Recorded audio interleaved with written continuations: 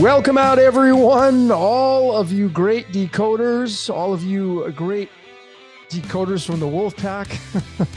I am once again joining forces with the great voice of Waters Above Crypto.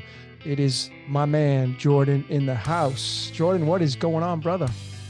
Doing better every day. So excited to connect with you again. It's been a while. It's been a while. It's been over a month. And ladies and gentlemen, if you heard the song in the beginning, it may still be playing. I don't know, because I just kind of improv all this.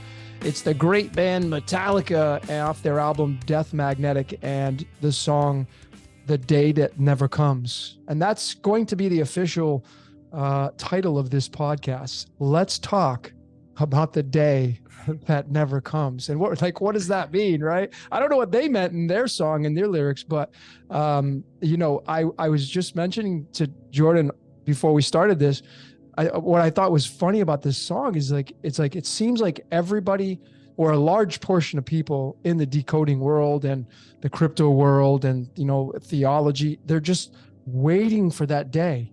And it just seems like it's never coming. And so I felt like the song was appropriate. I love Metallica. I grew up with Metallica.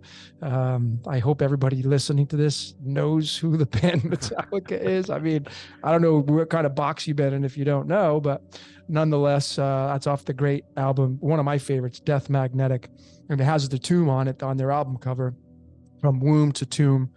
So let's talk about the day that never comes. And, we were going to do like Lead to Gold, and we had throwing some of these ideas out. And ladies and gentlemen, as always, Jordan and I are completely improving this. We haven't even really talked that much over the course of 4 to 5 weeks. So this is going to be really fun for both of us, and we have so much stuff to talk about with what's going on the world stage, especially, and I'm going to hand it over to you, Jordan, the Shemitah. And today, September 26th we're in the midst of Rosh Hashanah, Mm-hmm. which you're a huge, kind of proponent of talking about this idea on the world stage. And we're finally here. We've been talking about it. A lot of decoders have been talking about it for a very long time. I mean, when did you start talking about the Shemitah? Last year, right? I mean, you were a long time ago, right? Yeah, I mean, probably publicly about 1.5 years ago or so. Oh yeah. See, so it's been a long time coming. Mm-hmm. And you've done decodes on this and done some fine jobs on your discoveries of research. I appreciate that. Yeah, of course. So what's new in your world, man? I mean, let's talk about the day that never comes. It's never going to come, man. It's like your idea, ladies and gentlemen, it's going to be all about what you believe. What do you think's going to happen? Like, some people think aliens are going to come down, and I mean, the day that is it going to really come? That's the big cosmic. We just don't know. It's a big secret.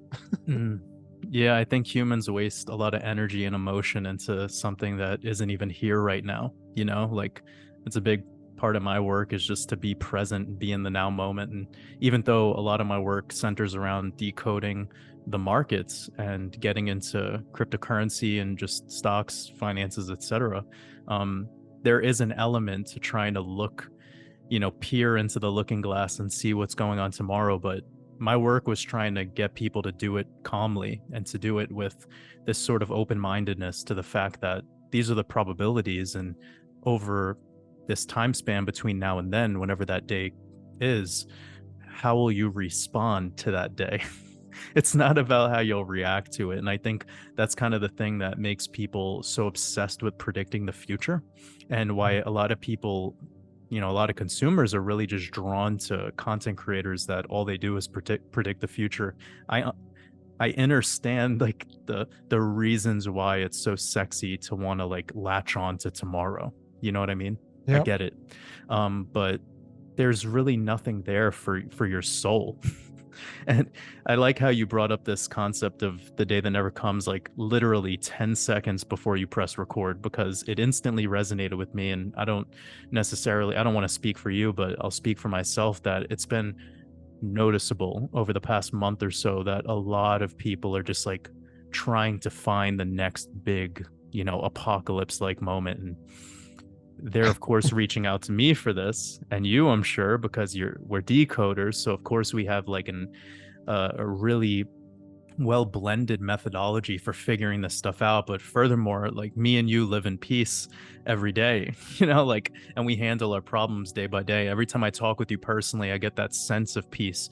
And I can imagine I kind of have an idea why. It's because you're putting in the work and doing the decodes daily.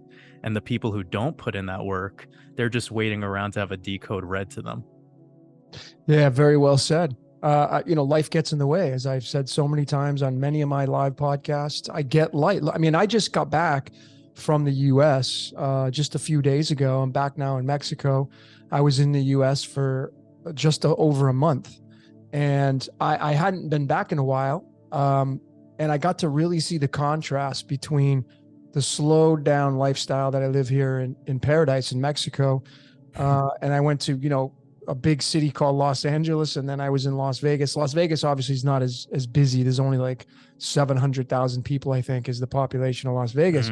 But LA is massive, and it's as that keeping up with the Joneses, and that's life. It's like a lot of you that are listening, you have jobs you got to go to, you have responsibilities, and when do you find the time to decode yourself, decode this reality? Because I think you're itching to figure it out. You're itching to figure out the day that never comes, because you just don't know. You just don't know what's going to happen. Prediction. So isn't it funny that prediction in numerology is a 40, which is the same as the word apocalypse? Yeah. Yeah. I mean, well, I've been asking myself this a lot recently, like what got me into decoding and what made me so fascinated with it. And I can't remember one moment where I wanted to get into it because I wanted to know the future. Like I can't personally admit to such a thing. Do you know what I mean? Totally. Like I had a totally different purpose for it. So I think a lot of people, and this may be really important for us to talk about, because as both popular decoders in this space, maybe people wonder, why do we do it? Like what feeds that beast within us? And, I actually don't really know why. Like I have no real reason. It just resonated with me so much. And the numbers kind of clicked, and the etymology and all that other stuff, mythology, it all came together as one in my quest for seeking, gnosis. And I can't really explain the purpose of it though, regarding time. Like I don't want to know really. It's almost impossible to explain, but what I will say to have utility for this idea and to bounce it back to you is I think perhaps a lot of people believe that the purpose of us decoding is solely to figure out tomorrow. And that's not the case for myself. How has that been for you? Great question. Well, as I have continually stated over and over, I'm doing my job. I'm fulfilling my responsibilities, and I feel like some people, they're like, "Well, I don't know what does that mean?" Like, what? And then they haven't figured out their responsibility. They haven't, and it's the sweet spot. In golf, when you hit a golf ball and you hit it, you drive it. Like, wow, I really got a hold of that one. A lot of golfers will say, "Yeah, you must have hit the sweet spot of the golf club, right?" Yeah. And that's the very dead center, the bullseye. If you get a bullseye in darts, it's the middle of the dartboard. And that's the middle path. And that's the sweet spot. That's balance. Like, what's the perfect temperature for you as an individual? And I think a lot of people are too heavily sided on the left or the right. They're not in the sweet spot. They're too busy looking for the day that never comes. The day that matters is right now. And then you realize, like, what am I here to do? And that's your sweet spot. And once you find that sweet spot, life just becomes grandiose. You stop asking why. That for me was always the thing. Like when I got to decoding, any time that I do it, it's very similar to like me playing music or working out. Like I enter a flow state and I could just do it endlessly for hours. And I've always, I just came out with my expansion mastermind course, and a big part of the introduction material in that is talking about purpose awareness. And I give my kind of breakdown of what purpose is. And it's simply just whatever locks you into this current moment and has so much meaning that everything else becomes noise. Everything about yesterday or tomorrow becomes irrelevant because you're so in bliss and neutral in the act that you're doing now. You're taking focused action, therefore you are serving your purpose. And that is what it means to me. And having the awareness of that, it's ever changing. You know, when you go from the gym to making a video to cooking dinner to making some music to laying down in your bed and just meditating or whatever you do, doing pranayama, you know, whatever act that resonates with you, that brings you back to that center point. To me, that is what decoding has been. It's never been really about this trying to figure out tomorrow thing as the energy behind it. Sure, that is a byproduct of it, of course, right? That's just a byproduct. But, you know, it's like you play music for the enjoyment of just getting in that flow state and watching people move to it and dance. That's the beauty. And sure, the outcome of it is a song. And you could record that song just like you recorded a video. But the process of actually doing the decode itself and bringing all of this together and seeing how it just maps out perfectly like a blueprint, that to me is like the dance, you know, that's the performance. And Yeah. that's what I love about it. Yeah. Well said. I agree. I definitely agree with all that. It is about the dance. And you know, I was decoding like I'd normally do every day. Just the other day, coming back into Mexico, I was so glad to get back in my space, in my environment, my studio, and I was watching or listening to a live concert of Heaven and Hell, which is kind of the reunion of Black Sabbath with Ron and James Dio, and it's just amazing. I don't know if you're a fan of that, but man, this it's like in 60 frames per second. It's called New York, or Black Heaven and Hell in Radio City Music Hall in New York, and it's just so good, the quality of the music, and it inspired me to start decoding Heaven and the song Heaven and Hell by Black Sabbath. And you know, in that song it says that, you know, kings and queens, they try to steal your dreams, slash your dreams, and you know, it's heaven and hell, and it's on and on, it's heaven and hell. And it really inspired me to realize, like, it's just the cycle of life. And if you're so fixated on the day, like it's going to be that day, you know, I don't think you can, I think going through life like you're looking forward to a vacation is great. You know, if you've been on vacation, you pick that day, and maybe it's a month away or 3 months away. Oh, we're all going to go on vacation as a family. And, you know, I remember as a kid, my parents told me for the first time, vaguely, that we're going to Disney World in Florida. And this is when I was living up in Connecticut. And I was so excited. And I'd go to school and tell my friends, yeah, I'm going to Disney World. Yeah. And everything revolved around that trip. And I was living through the trip every day until I actually went. And then I actually got to experience it. That was the day. But here we are, we're at these, I mean, if seemingly we're at the end of something, and it's going to be the beginning of something so beautiful. But it's the day that never comes, because you just can't figure it out. Prediction is, yeah, people, I mean, Nostradamus, and people try to decipher that stuff. People go to psychics. Yeah. You know, and we're decoding. I say we're all decoding our way home, right? Kind of how I see it. I like that. Yeah, kind of how I see that. But I think we could be seeing some major things happen. Again, going back to Black Sabbath and the song "Children of the Sea," it says that the sun is going to go out. I had said this. I'd said I believe the sun's on a timer, and I think the sun's going to go out. If you follow theology, it says the sun's going to turn into sackcloth. Basically, the sun's going to go out. Wow. Yeah. Well, I mean, it's interesting lately how you gravitated towards Black Sabbath, because that has everything to do with my work around the sabbatical year and the Shemitah, which is today, right? Today, yeah, man. Yeah. Today is the Black Sabbath. Today it is. Even though it's Monday, day of the moon, it's still a different type of vibe. Yeah, and I think like one thing I could say about this specific day, and you know, just to give people a crash course on the Hebrew calendar, essentially yesterday was Rosh Hashanah Eve.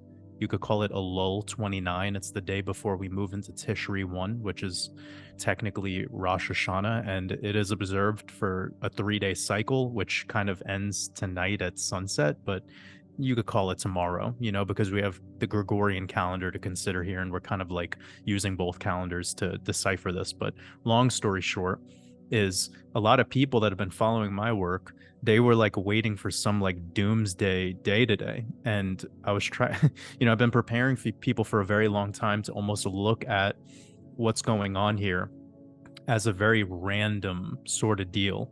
And that's why in my work, I've started to take into account the eclipses and their correlation to Rosh Hashanah. Just like we have next month, about 1 month away from today, we have that solar eclipse, and then followed by that total lunar eclipse in early November. And that's been the one that I've been emphasizing, telling people like, hey guys, like we're talking specifically about cryptocurrency and the market and all of these sorts of financial based things. I'm putting my eyes on the eclipse of November. That's to me more important than Rosh Hashanah itself. Rosh Hashanah is kind of like a pivot point, right? It's like a portal. Yep. And when you step through the door to go outside, you haven't reached your destination. You just stepped outside your house. Yep. Shemitah is the portal, okay?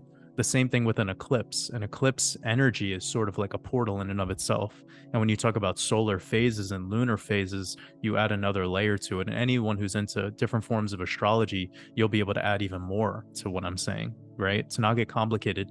It's just to say that, again, I just love the concept of today's conversation, the day that never comes, because it keeps bringing us back to this thing of like, guys, don't take these things so seriously. Like, it's all about preparation. So when something does happen, you know how to respond to it, right? Like, that's ultimately what it's about.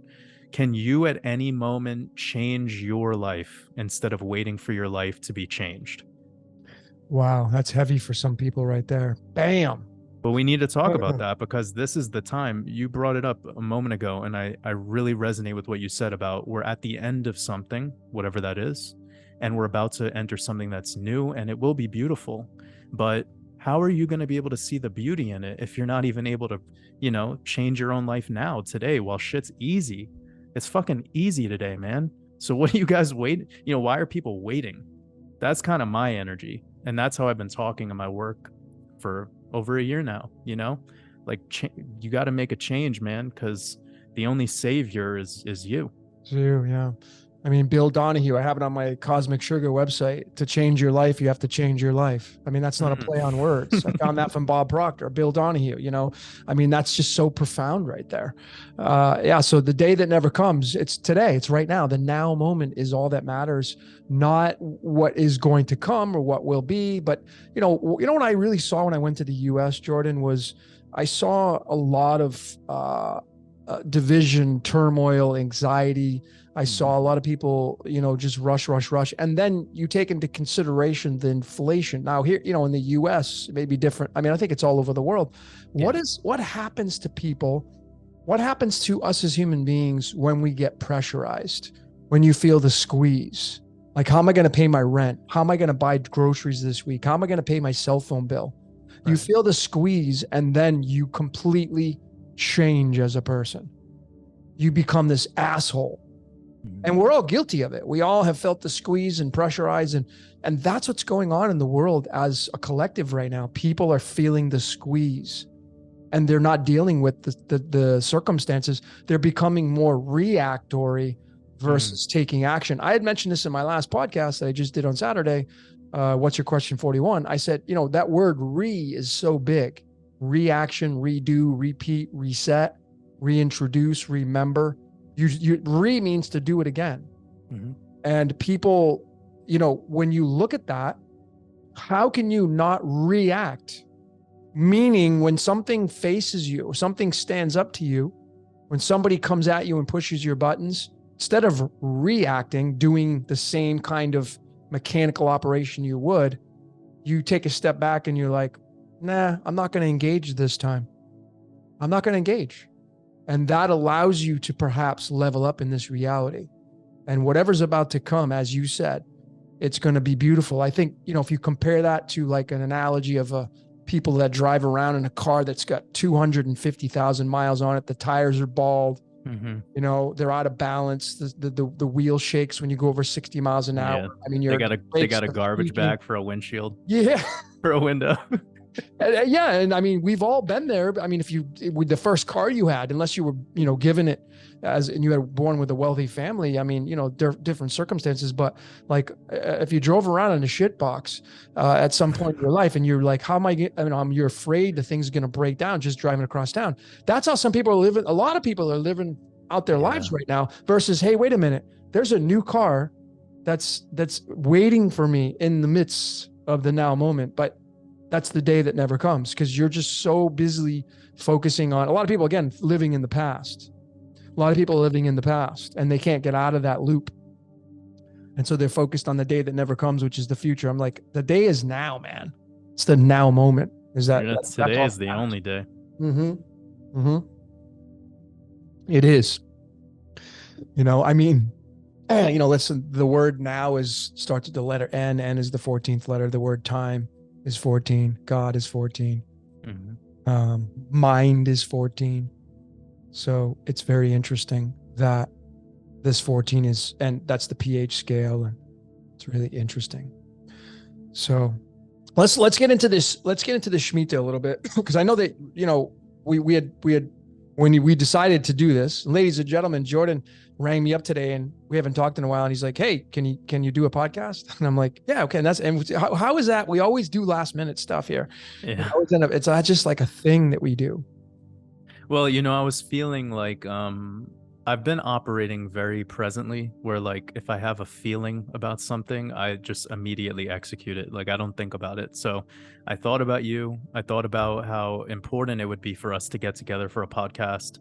Then I actually kind of disregarded the day for a second, like the exact date, but I just immediately called you and it just is what it is. Like it just happened. Just happened.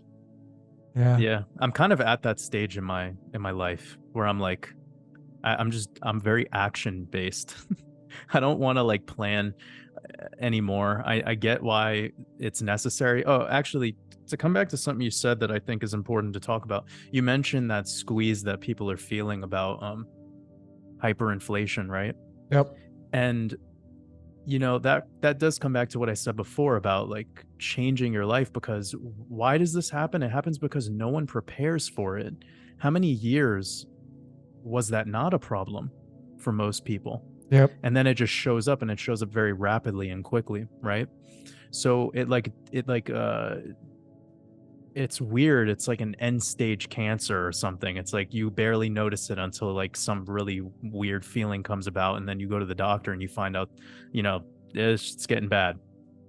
And that's like the economy. The economy is like an ever growing kind of parasite that slowly eats away until you figure out a way to detoxify from it. And my work is the fast. Yep. It's just showing you there's a purification system that we all have access to, and it's about redirecting your attention and your energy and stop being so addicted to the theatrics of the news and all of this, emotional tug of war of nonsense. There's truth out there, but it requires you to put in the energy. Nobody's going to hand the shit to you, just like nobody's going to hand you money. So when you learn that all money is just thoughts, you could start to unlock a very powerful mechanism of self, and this could be very empowering. And I tell people the Shemitah, it's about to bring some chaos, and when it happens, this is the best opportunity of a lifetime. If you study these 7-year cycles, they're the greatest in not only investment opportunities, but they're the greatest time to actually take action and create something while everyone else is just giving up their prana. All energy needs to go somewhere. And as it's evacuating the masses and they're just letting it all go, where is it going to go? It's going to be siphoned up by the apex predator or by you. So take advantage of that. There's about to be like a pranic release, and you're ready to absorb all that breath. And if you don't want to, then don't. But don't complain about it either. Don't bitch and moan. Don't point fingers. Don't blame fucking Bill Gates. It's on you. Yeah. And until you could take personal responsibility, you're probably never going to be able to take action. And if you never take action, nothing's ever going to change. And then it's just a monotonous cycle of, wasted moments. And every moment there's an opportunity. Like the way I realize all the time I have is it's an opportunity. And this was going on whether I was working 2 jobs or when I had a job and a business, or when I was doing consulting work and a job. There's no fucking excuses. Like the hungriest wolf eats. Yeah. Yeah, there is no excuses. Ladies and gentlemen, you are responsible for your life. And if you have children, well, you're responsible for those bodies. But remember to put the oxygen mask on you first. Do you have the oxygen mask on you? That's like a big question I would throw at all you parents. Do you actually have an oxygen mask on you right now? Are you literally flying at your best? Are you vibrating at the highest frequency? Are you being more action based versus reaction based? You don't. I think reaction is going to be old news. I mean, reaction is it's a dead end. And if you're somebody who, like myself, believes in the predestination and the whole that we're living out our screenplays and the script, well, I feel like that your script, my script, is going to have people come in it, and the design of these people, their job is to get a reaction from you. And if you stop giving your reaction to those designed to get a reaction from you, they may just disappear. But you see, a lot of people out there, they love drama. And isn't it funny? It's like a cheat code. Yeah. I mean, and isn't it funny that movies are they're dramas, and you get so involved with the character that's not real on the screen. And then a lot of people think that there is just these bots out there. They're not even human, but they're getting a reaction off of you. Why? So if you believe in that, if you believe there are non-player characters out there, whatever you think that looks like, and you're reacting towards what they're throwing at you, I mean, you're just handing over your gas, and it's just a really interesting way to look at life. Shit, that's so funny that you brought that up, because I get that question a lot in my live streams about like, what is an NPC? Are there NPCs? Do they have a soul? Like all of that kind of stuff in the question. And I've said this often that, if somebody's able to make you mad or make you upset, then they're your master, because they could control your emotions. So if you see somebody like walking around wearing a mask or whatever, and you're starting to like talk shit and make fun of them, and they're making you upset, then they're your master. Like the person that you believe is below you, the lesser man, and that's not my words, that's that person's feelings. Therefore, isn't that like kind of cosmic comedy in a sense? Like you believe that you're better than, yet some random who you're also calling an NPC somehow has control over your emotions. Like they are the puppet master and you're the puppet. That's right. And the strings are just your belief of the power that, they have with the choices they make. There is no strings. You decide that. That's a choice, But I really like this conversation about disengaging, right? About how the ultimate choice you have for anything in your life is to not give it prana, is to not give it gas. Yep. And make your gas very expensive. I say that all the time. Like whenever anyone tries to get under my skin and somebody tries to like push me there, and it's easy, especially for us, right? Because we have things that some people don't have, like a comment section, like an email that's blowing up all day. Yeah. Right. So we get a lot of juice, a lot of honey, Yep. And I'm eating that fucking honey.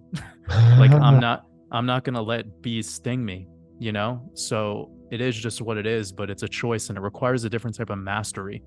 Not everyone's ready for this, because a lot of content creators, they let it get the best of them.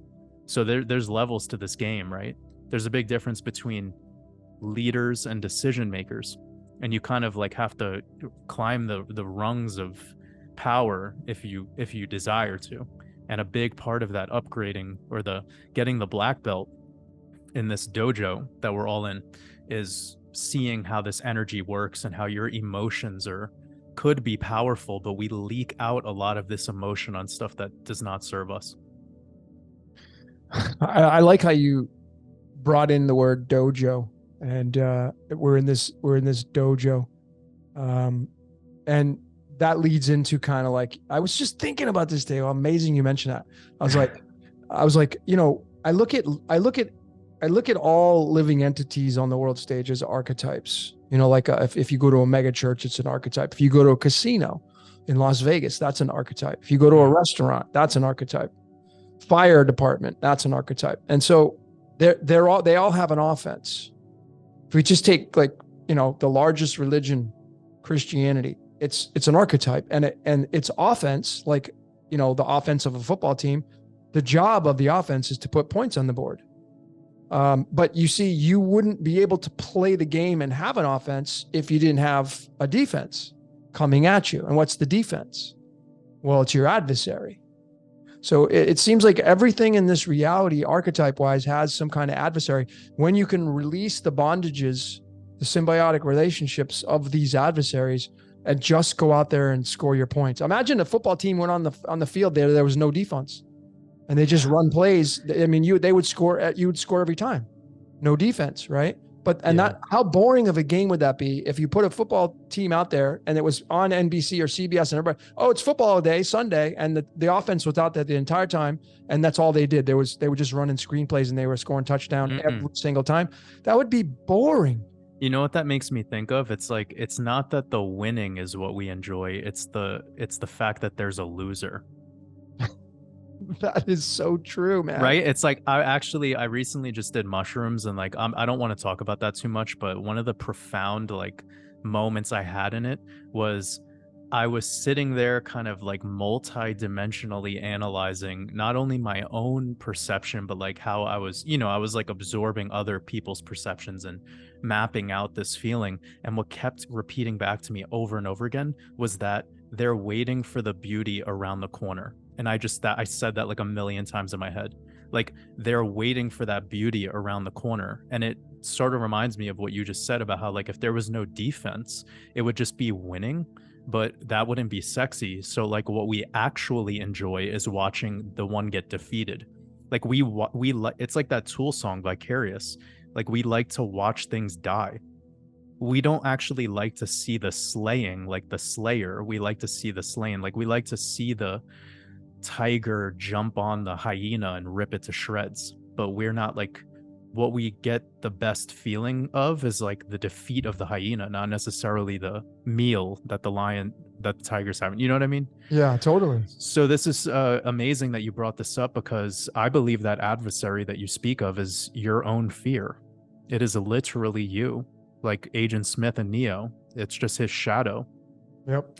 And now my methodology to all of this, because to me there is a solution, it's to honor the contraction and the expansion, meaning you need to honor your losses so that you could finally have gratitude for your wins. And there's like a process here. And too many people, like, they get frustrated and upset when there's haters in their life, or people that are, these agents or whatever they want to call them.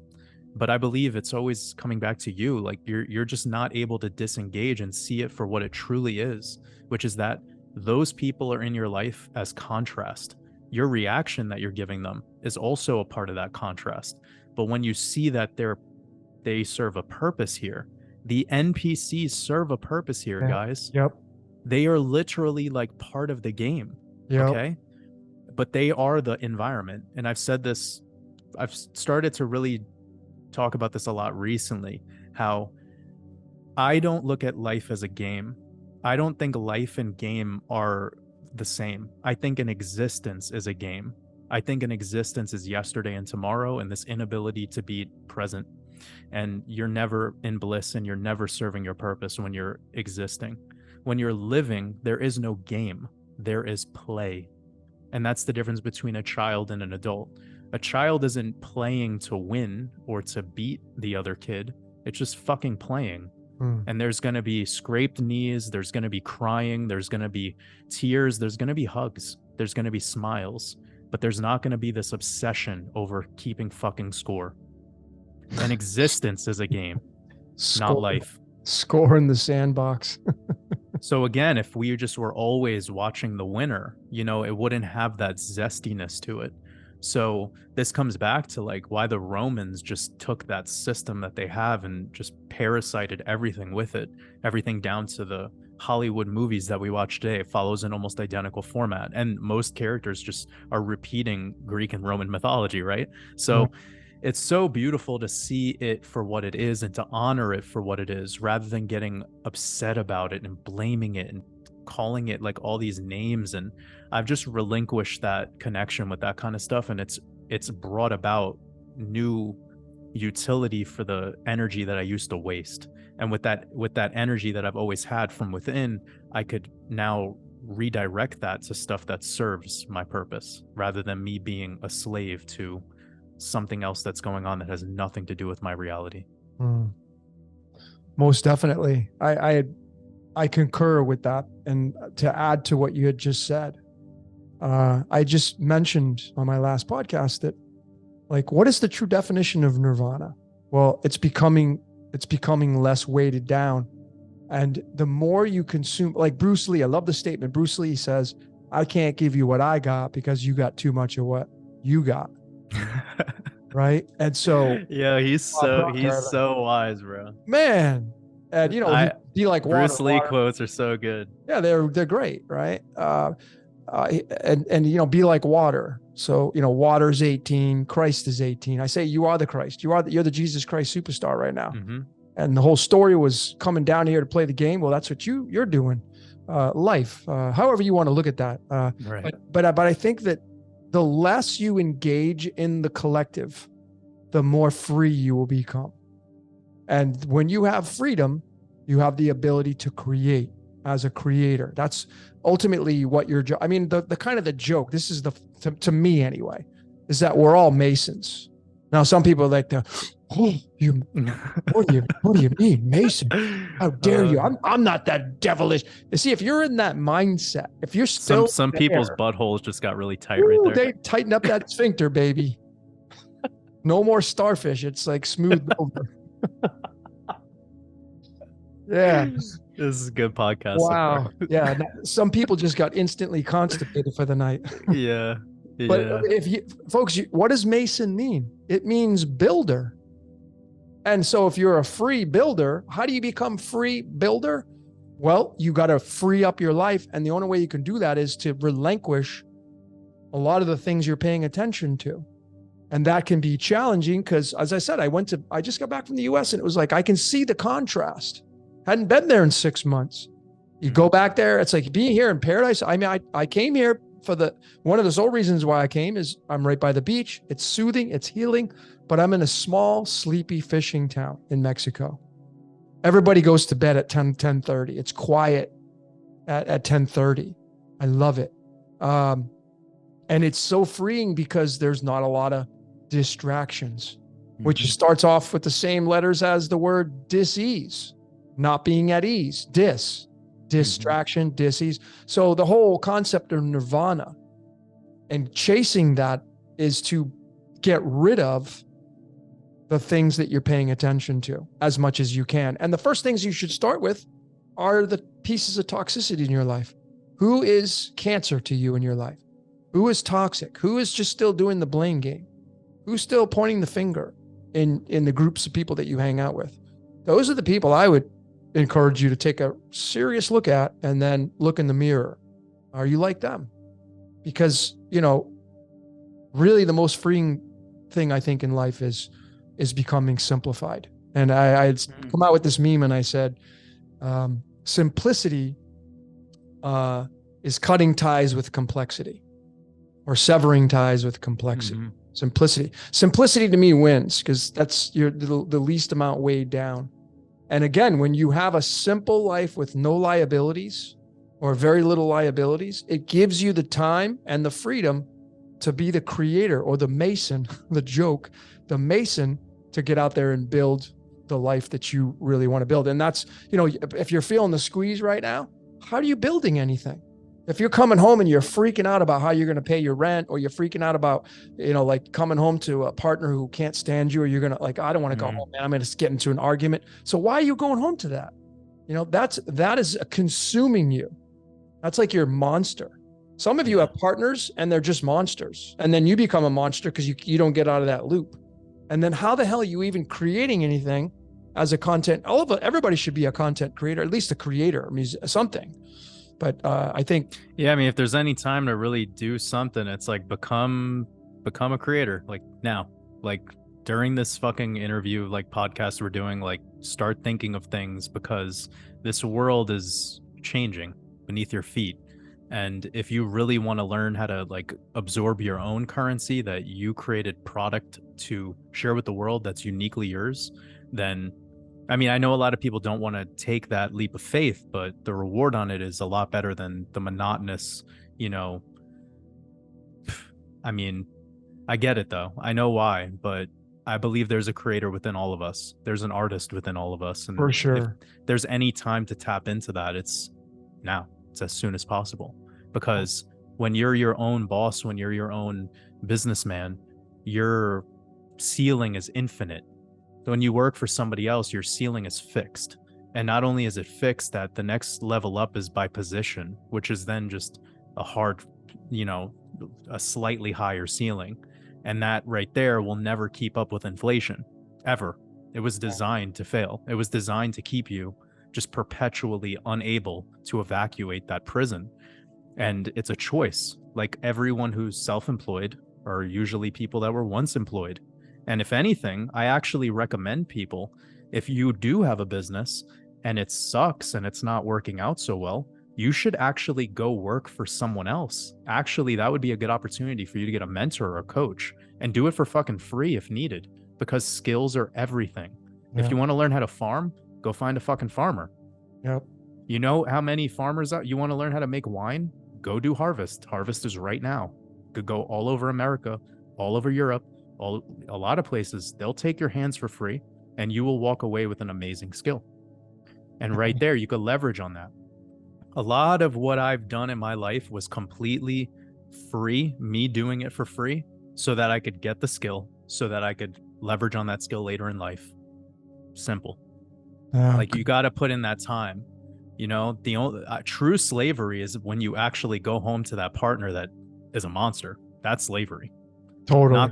Not going and learning a skill for free. That is not slavery. That is the key to unlocking, you know, abundance for you, actually. Yep. You just got to shift your perspective. Totally. Totally. Many possibilities out there. Just you got to take the initial step. So I just think the first, I had come out with this meme and I said the first requisite for freedom is slavery. That's the first requisite. Knowing that you may be a slave right now. What are you a slave to, ladies and gentlemen? You know, look at your life, write it down on get a piece of paper. A great exercise. Get a pen and a piece of paper, or get your phone out with your notepad. And what are you a slave to? And what I mean by that is like, you know, like what are the things that are bringing you down? What are the toxicities in your life? People, places, and things. What are the habits that you're doing that are weighing you down? That if you like, yeah, I have this, I drink 3 times a week. So every week you got to buy a bottle of tequila, or you got to buy a couple bottles of wine. That's $20. And like, if you took that back, and then what do you do when you drink? Some people say, well, I get creative and that, what? Okay, cool. But I'm just giving you examples, ladies and gentlemen, Right. But what could you clear up in your life to free yourself to then have like, wow, I just have an extra 2 hours a day to do what would you do with an extra 2 hours a day? I know with the parents out there, they would love to get an extra 2 hours a day by themselves, completely by themselves. If you imagine if you're a parent and you got kids and you got the family to take care of, and there's like, and a lot of you have said this, I don't have any time to myself. Okay. So like, what if you had an extra 2 hours to yourself every day? What would you do with it? Yeah, but you made that choice to have a kid. That's right. That's right. You know, like what the fuck, man? Like I was just talking to my mom about this recently. Like I don't want to get spicy here, but like just these parents that are complaining about not having, you fucking chose to have a child. Let's get spicy. Let's get spicy. My mom, like I asked my mom, like what are, like I kind of like wanted to just pick her brain about this, and she was like, the moment that I had you guys, like that was my life now. And Yeah. I never heard my mom one fucking time complain about not having enough time, ever.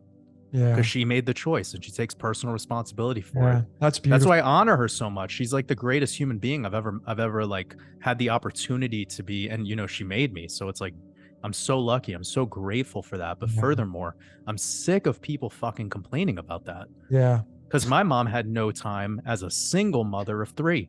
Yeah. And I never heard her once complain, never, ever, ever. And she's a business owner now.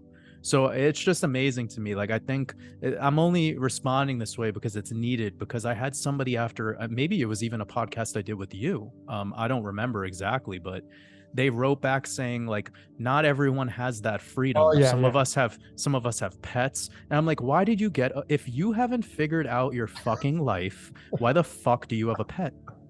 Yeah, I was just thinking that when you were talking about that. I don't. I love furries. I Yeah. love dogs. I love cats. Like You know the why I don't have child one? thing I get, because a child, you could just, you're making love and that's the byproduct. But like a pet, you had to like really, you know, it Yeah. doesn't just like, come on now. Well, you're gonna get. It's gonna domino. Like, so yeah, I can understand the child, but like, wear protection. Well, it Right. doesn't. It doesn't feel as good. Get an IUD. Yeah, exactly. I mean, Figure it these are all out, bro. excuses. It's These are all 2022. excuses. That's right. These are all so I'm right there with you, man. It's like I see a lot of people complain. Yeah, I hear that as well. You know what It's I get people? because they don't want to take they They don't want to don't. take personal responsibility. You know what? This child being in your life should be the number one most motivating factor for you to evacuate any forms of slavery. Yeah, for It should sure. make you the greatest fucking version of yourself. So if you're gonna blame it and try to come up with this excuse to not have time, you're really, really somebody that needs to like look in the mirror, you know? Yeah. You need to look in the mirror and just be real with yourself. It's like people that are perpetually overweight and they're just complaining about like, I'm stressed, I'm this, I'm that. And it's like, you overeat. Yeah. You're just chronically eating all the time. Yep. And you're going to blame your job, your hours, your this, your that. But like, replace all of that chronic eating with apples, and let's see how fat you get. Yeah. Because you're not eating apples, you're eating fucking pizza and Yep. Red Bull and Coca-Cola and chocolate. And then you're complaining about stress. And it's like, you think about it, that's actually heightening your stress and anxiety. It's keeping you at this level that, it's at this very low vibrational state, but simultaneously it's like artificial energy, right? Totally. Anywho, Totally. there's something deep to that, where like it does come back to this overall, because people might be confused, like, well, how does this have anything to do with the day that never comes? Well, this is a part of it. Like, the reason why you're waiting for this moment in the future is because you don't know how to clean up your fucking room today. Yeah, I concur on that, man. I mean, I'm a huge proponent of Landmark Worldwide, the company that changes so many people's lives, and the founder Werner Erhard, just a profound person who has delivered so many bombs. I mean, he's really been an inspiration in my life. And when you go do Landmark, which is like a 3.5-day seminar, it's life changing if you can go do it in person. But the instructors there have been taught to tell you one very simple thing. And Werner Erhard said, he says, let me just give you a little tip. He says, you're never going to get happy because you're going to chase. Well, if I get the new car, then I'll be happy. Well, if I get a girlfriend, then I'll be happy. If I get married, if I just have a kid, man, whoo, the kid that is going to give me my happiness. Yeah, you see what they're doing with that? 2 years into that, man, and you're bitching and complaining. You don't have any time. And what happened to oh my God, I'm going to be so happy. You ain't going to get happy, folks. You get bits of it. You just got to be that's why freedom is happiness, being free from things. And again, like you said, Jordan, if you had kids, don't bitch and complain to hear all of us. Like, like people say, I hear people say, well, it's easy for you to say, Logan, because you're in Mexico. And dude, well, hey, I didn't catch you. It's always easier for you, Yeah, right? It's always easier. Yeah, exactly. It's always easier for you. It must be easy for you, Kim Kardashian. It's always easier for them, man. I love that shit. Like, oh my God. Yeah, these man. people, it's crazy, man. And you're right. They don't take the responsibility, and they're looking for the day that never comes. Again, you're not going to get, you're chasing happiness. That's like Werner is the pursuit of happiness is the absolute guarantee you're never going to get happy. Yeah. That's like a important message within that new expansion mastermind I just released, is that I say, do not pursue happiness, pursue life. Yep. And happiness to me is just the relief of whatever the thing is. Like, it's just like, happiness is when you really need to take a piss and you finally are pissing. That is happiness. It is the relief. Okay. It's nothing more, because when you're done with that moment, now you've forgotten it. It flies away like a butterfly. That's all. Happiness is not a state of consciousness. It is a momentary just relief of something. And the problem here with chasing happiness is pretty much what you just broke down. I have no desire for happiness. I have no desire for sadness. It just is what it is. I allow the emotions as they come. I honor them for how Yeah. they show up in my life. I've just learned how to respond to them rather than be reactionary. Yeah. And what I love about getting away from this pursuit of happiness is now I'm not tying on outcomes to the actions I take. I'm not saying any longer, if I execute this, therefore I'll be happy, like you just exposed before, because that's bullshit. Yeah. Like everything eventually becomes boring. I even said success eventually becomes boring. Yep. So you need to redefine what success means for you. Yep. And if you could continue to do that with all of these key words, then your life will start reshaping it, because you are the spells you cast. So as you're becoming a better spellcaster in a sense, you will start to see that it does manifest itself in the physical. Yeah. Yeah, I mean, it compares to, I was just in Las Vegas. I played only a little, I've played a few games of Keno. That was it. No tables or roulette, none of that. But, it's kind of like you go, if any of you gamble or been to any, Las Vegas or Atlantic City or whatever, imagine you walk up to the blackjack table first time for the night, for the first time of your trip, and you have, you put $500, $1,000 down on the table. And you're in that mode of happiness, like, right? You're in this mode of excitement. Like, yeah, I'm going to bankrupt the casino, right? You think you're just going to take the whole casino down with your $1,000.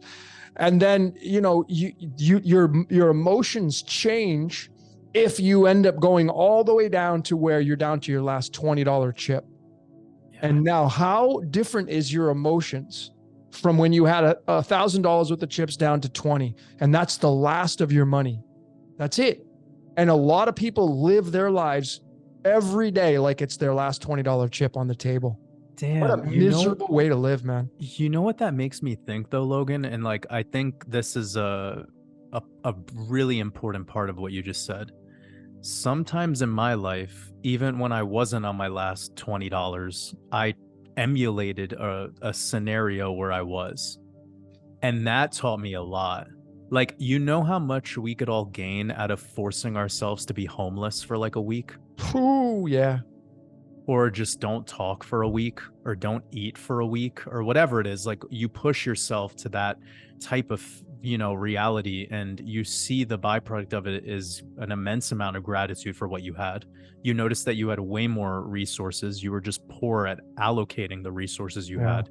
But getting back to that, like, all of the most incredible memories I have, like if somebody was to ask me like, oh, what was this one life-changing moment or whatever, something that really means a lot to you, it was those moments where even though I had a stack of chips, I played conservatively, but I forced myself into a scenario where I almost I didn't want to use all my resources because I wanted to test the waters. I wanted to see how I would be in that mode, without having everything I need necessarily.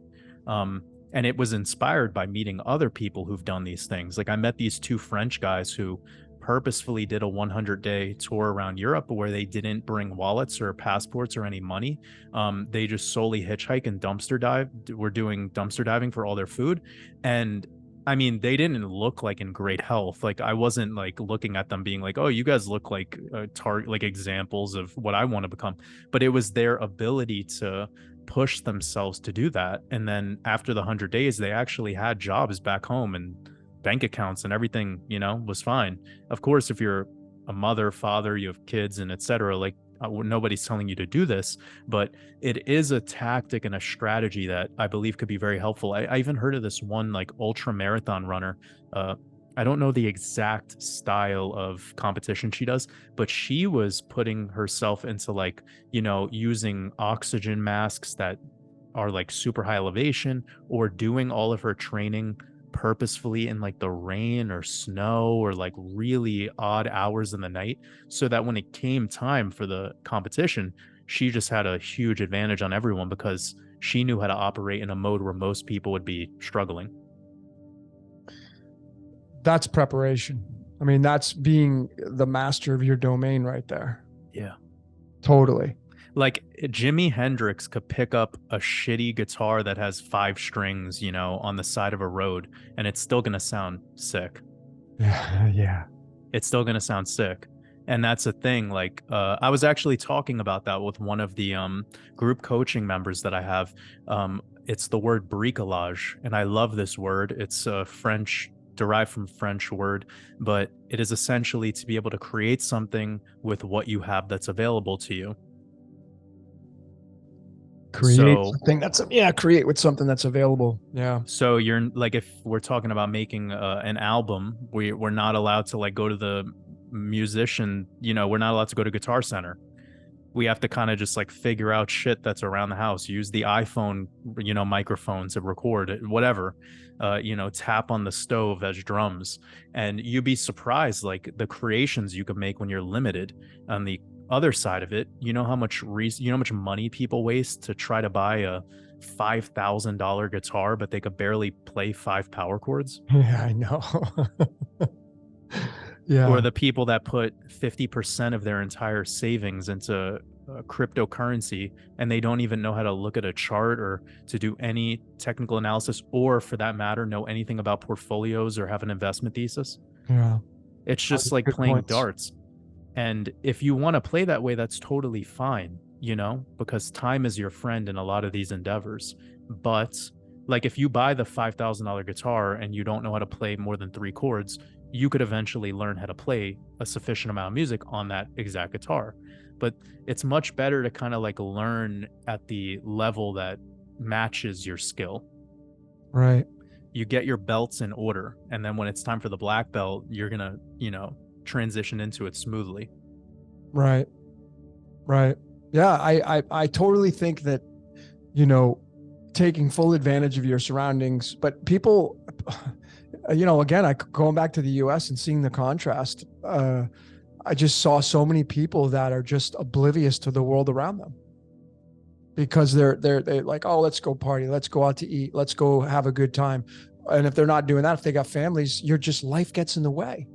Yeah. But as you said, if you got a family, dude, you decided for that. And then some say, well, no, it wasn't a plan. It's like, dude, you gotta just make do with what you got. But if you're somebody who is always complaining, then you got to flip that into being more grateful. Because if you think that let's talk about the day that never comes. If you think it's going to be next week, or it'll be, I'll just wait till next month.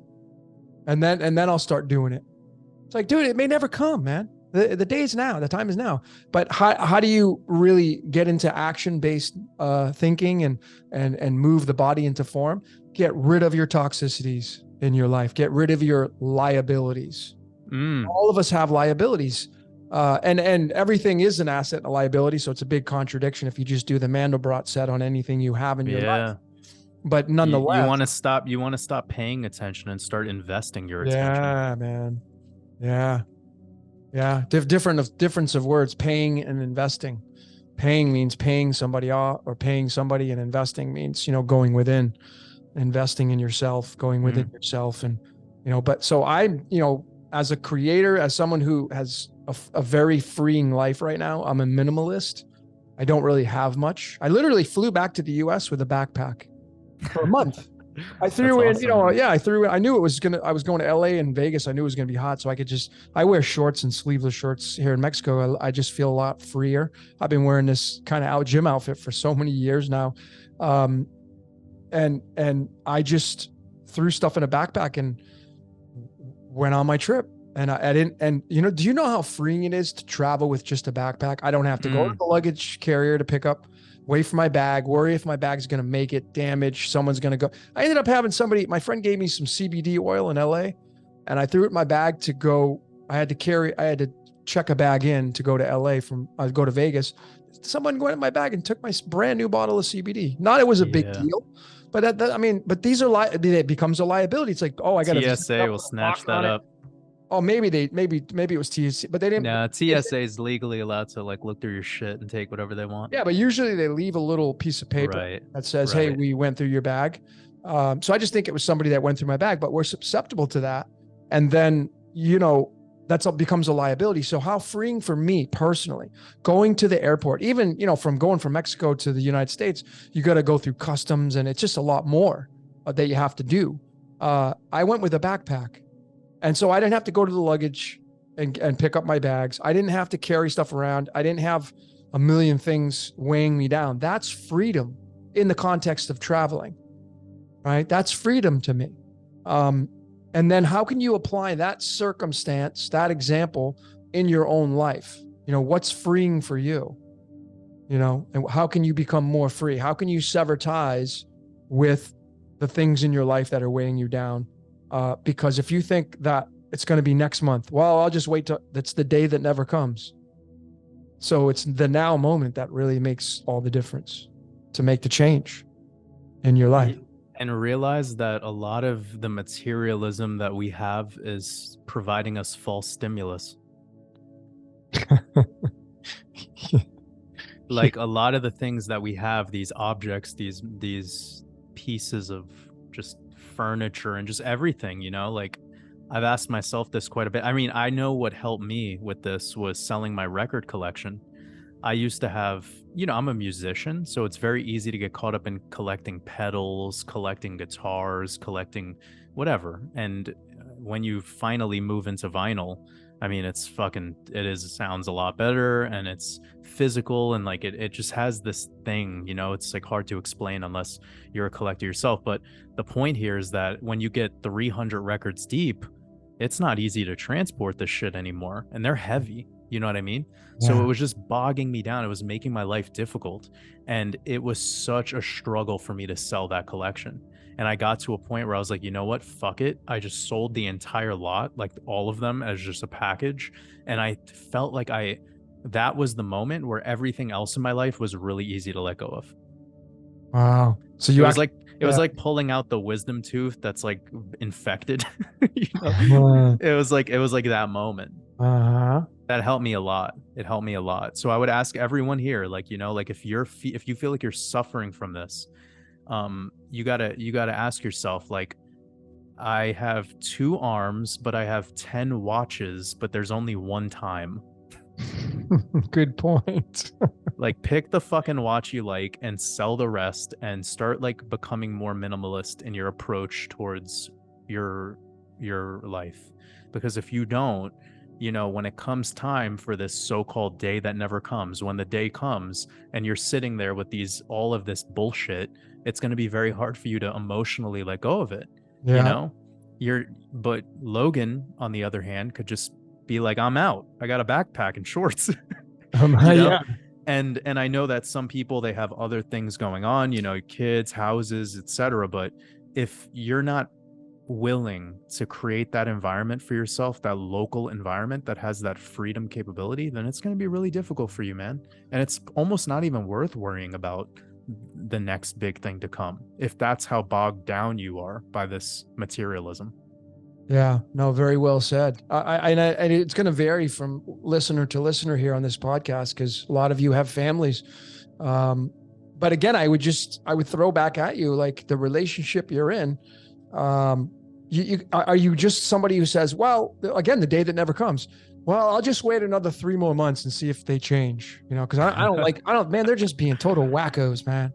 And I'll just give it another 3 months. Oh, girl, man, he just pissed me off, but you know what? I'm going to see what happens. I'll just, I'll give it 3 more months. He's just, whatever. But why do people decide to stay? Like, we know the reasons. 1 is money. 2 is the sharing of an apartment, house, condo. Then 3 is children or pets. So it's like, you all make contracts with this person, and you probably made those contracts with them before you actually love them. Yeah.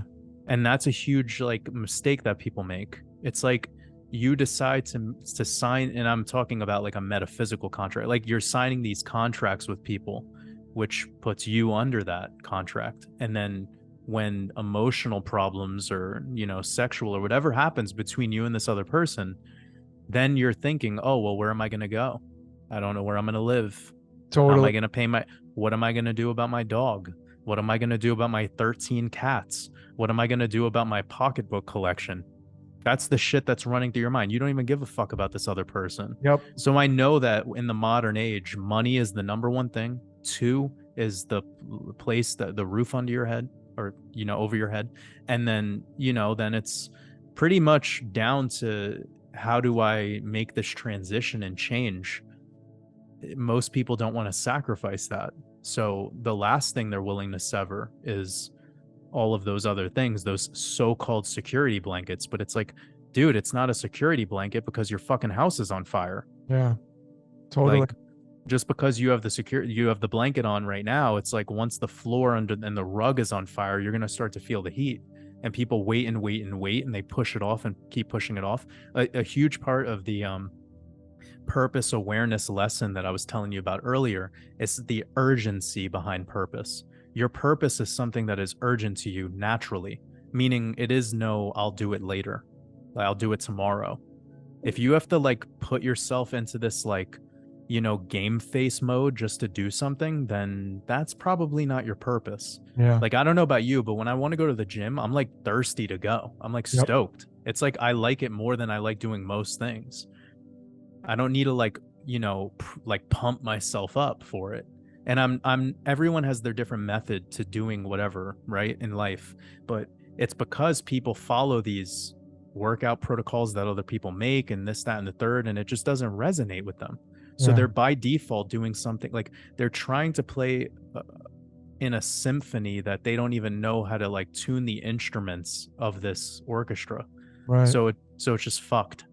Like if you become the conductor of this, orchestra, then you design as you wish. You make something that you resonate with.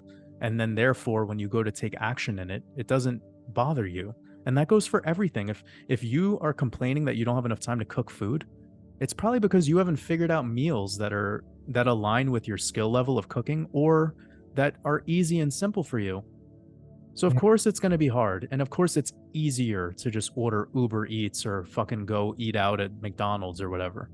But the time that it takes you to get in the car, drive to McDonald's, wait for the food, eat the food in the parking lot, drive back, you could have ate so much healthy food. Yeah. You just lack the desire to take action for the things that are for your best, for your well-being. Yeah. But this is all part of it, right? It's like these little behaviors, they add up and they leak into the nooks and crannies of your life. And you start to take action in all these other ways. It's like, it's very rare that you see a heroin addict who also goes to the gym and is eating like salads every day. Yeah, I know. It's like a package fucking deal, right? And I know this myself because my father was addicted to these types of drugs. Yeah. I know the package deal. Yeah. So the friends in your reality start to change, the people start, everything. It's like it comes along as it's a full-blown cancer, right? Yep. So I believe that all these little things like food habits and our relationship with ourselves and with the people in our lives, our partners, the home we have, the relationship you have with your home, all of these little things, they are a part of you because you made choices and they added up to this current state of affairs. And that's the only way for you to really start making change is for you to observe first. And then after observing, you have to be real with yourself and ask yourself, what is holding me back? What is holding me down? What does not resonate with me? And where am I going to trim the fat now so that I could get, closer to purity? Yep. Purification's where it's at. I love how Oscar Wilde said, hell is holding on and heaven is letting go. I have a quote that I pulled up from him recently that I was gonna make. I forgot what I was gonna use it for, but it was like, nowadays people know the price of everything but the value of nothing. Yeah. It's something like that. He just had so many great He had quotes. some great quotes. He had some great. I created this cool graphic of that quote of hell is holding on and heaven is letting go. It's going to be my next decode. I think is called Welcome to Heaven, Decoded. But I think it's just like, what's your hell? Some people just hold on to their hell and they just hold on to it like it's their heaven. You would look at them and I'm a huge proponent of Bob Proctor, who just passed away, and he had so many great things to say in life about. I mean, he regurgitated a lot of stuff, some of his his mentors, but he just was such a great human being on what he did for the world stage, and what we could see about him. Mm-hmm. And he was a huge proponent of getting rid of the things that are weighing you down. It's like Like I just went to LA and visited some good friends of mine, and they were so gracious to let me keep like 3 bags in their garage for the longest time. And I finally got to go there and get rid of all of it. And I went to the Goodwill. I dumped off a ton of brand new clothes that I just don't fit into anymore. All this dress clothes stuff that I was doing when I was on the road doing seminars. But it was so freeing to get rid of that. I don't have a tie to that anymore.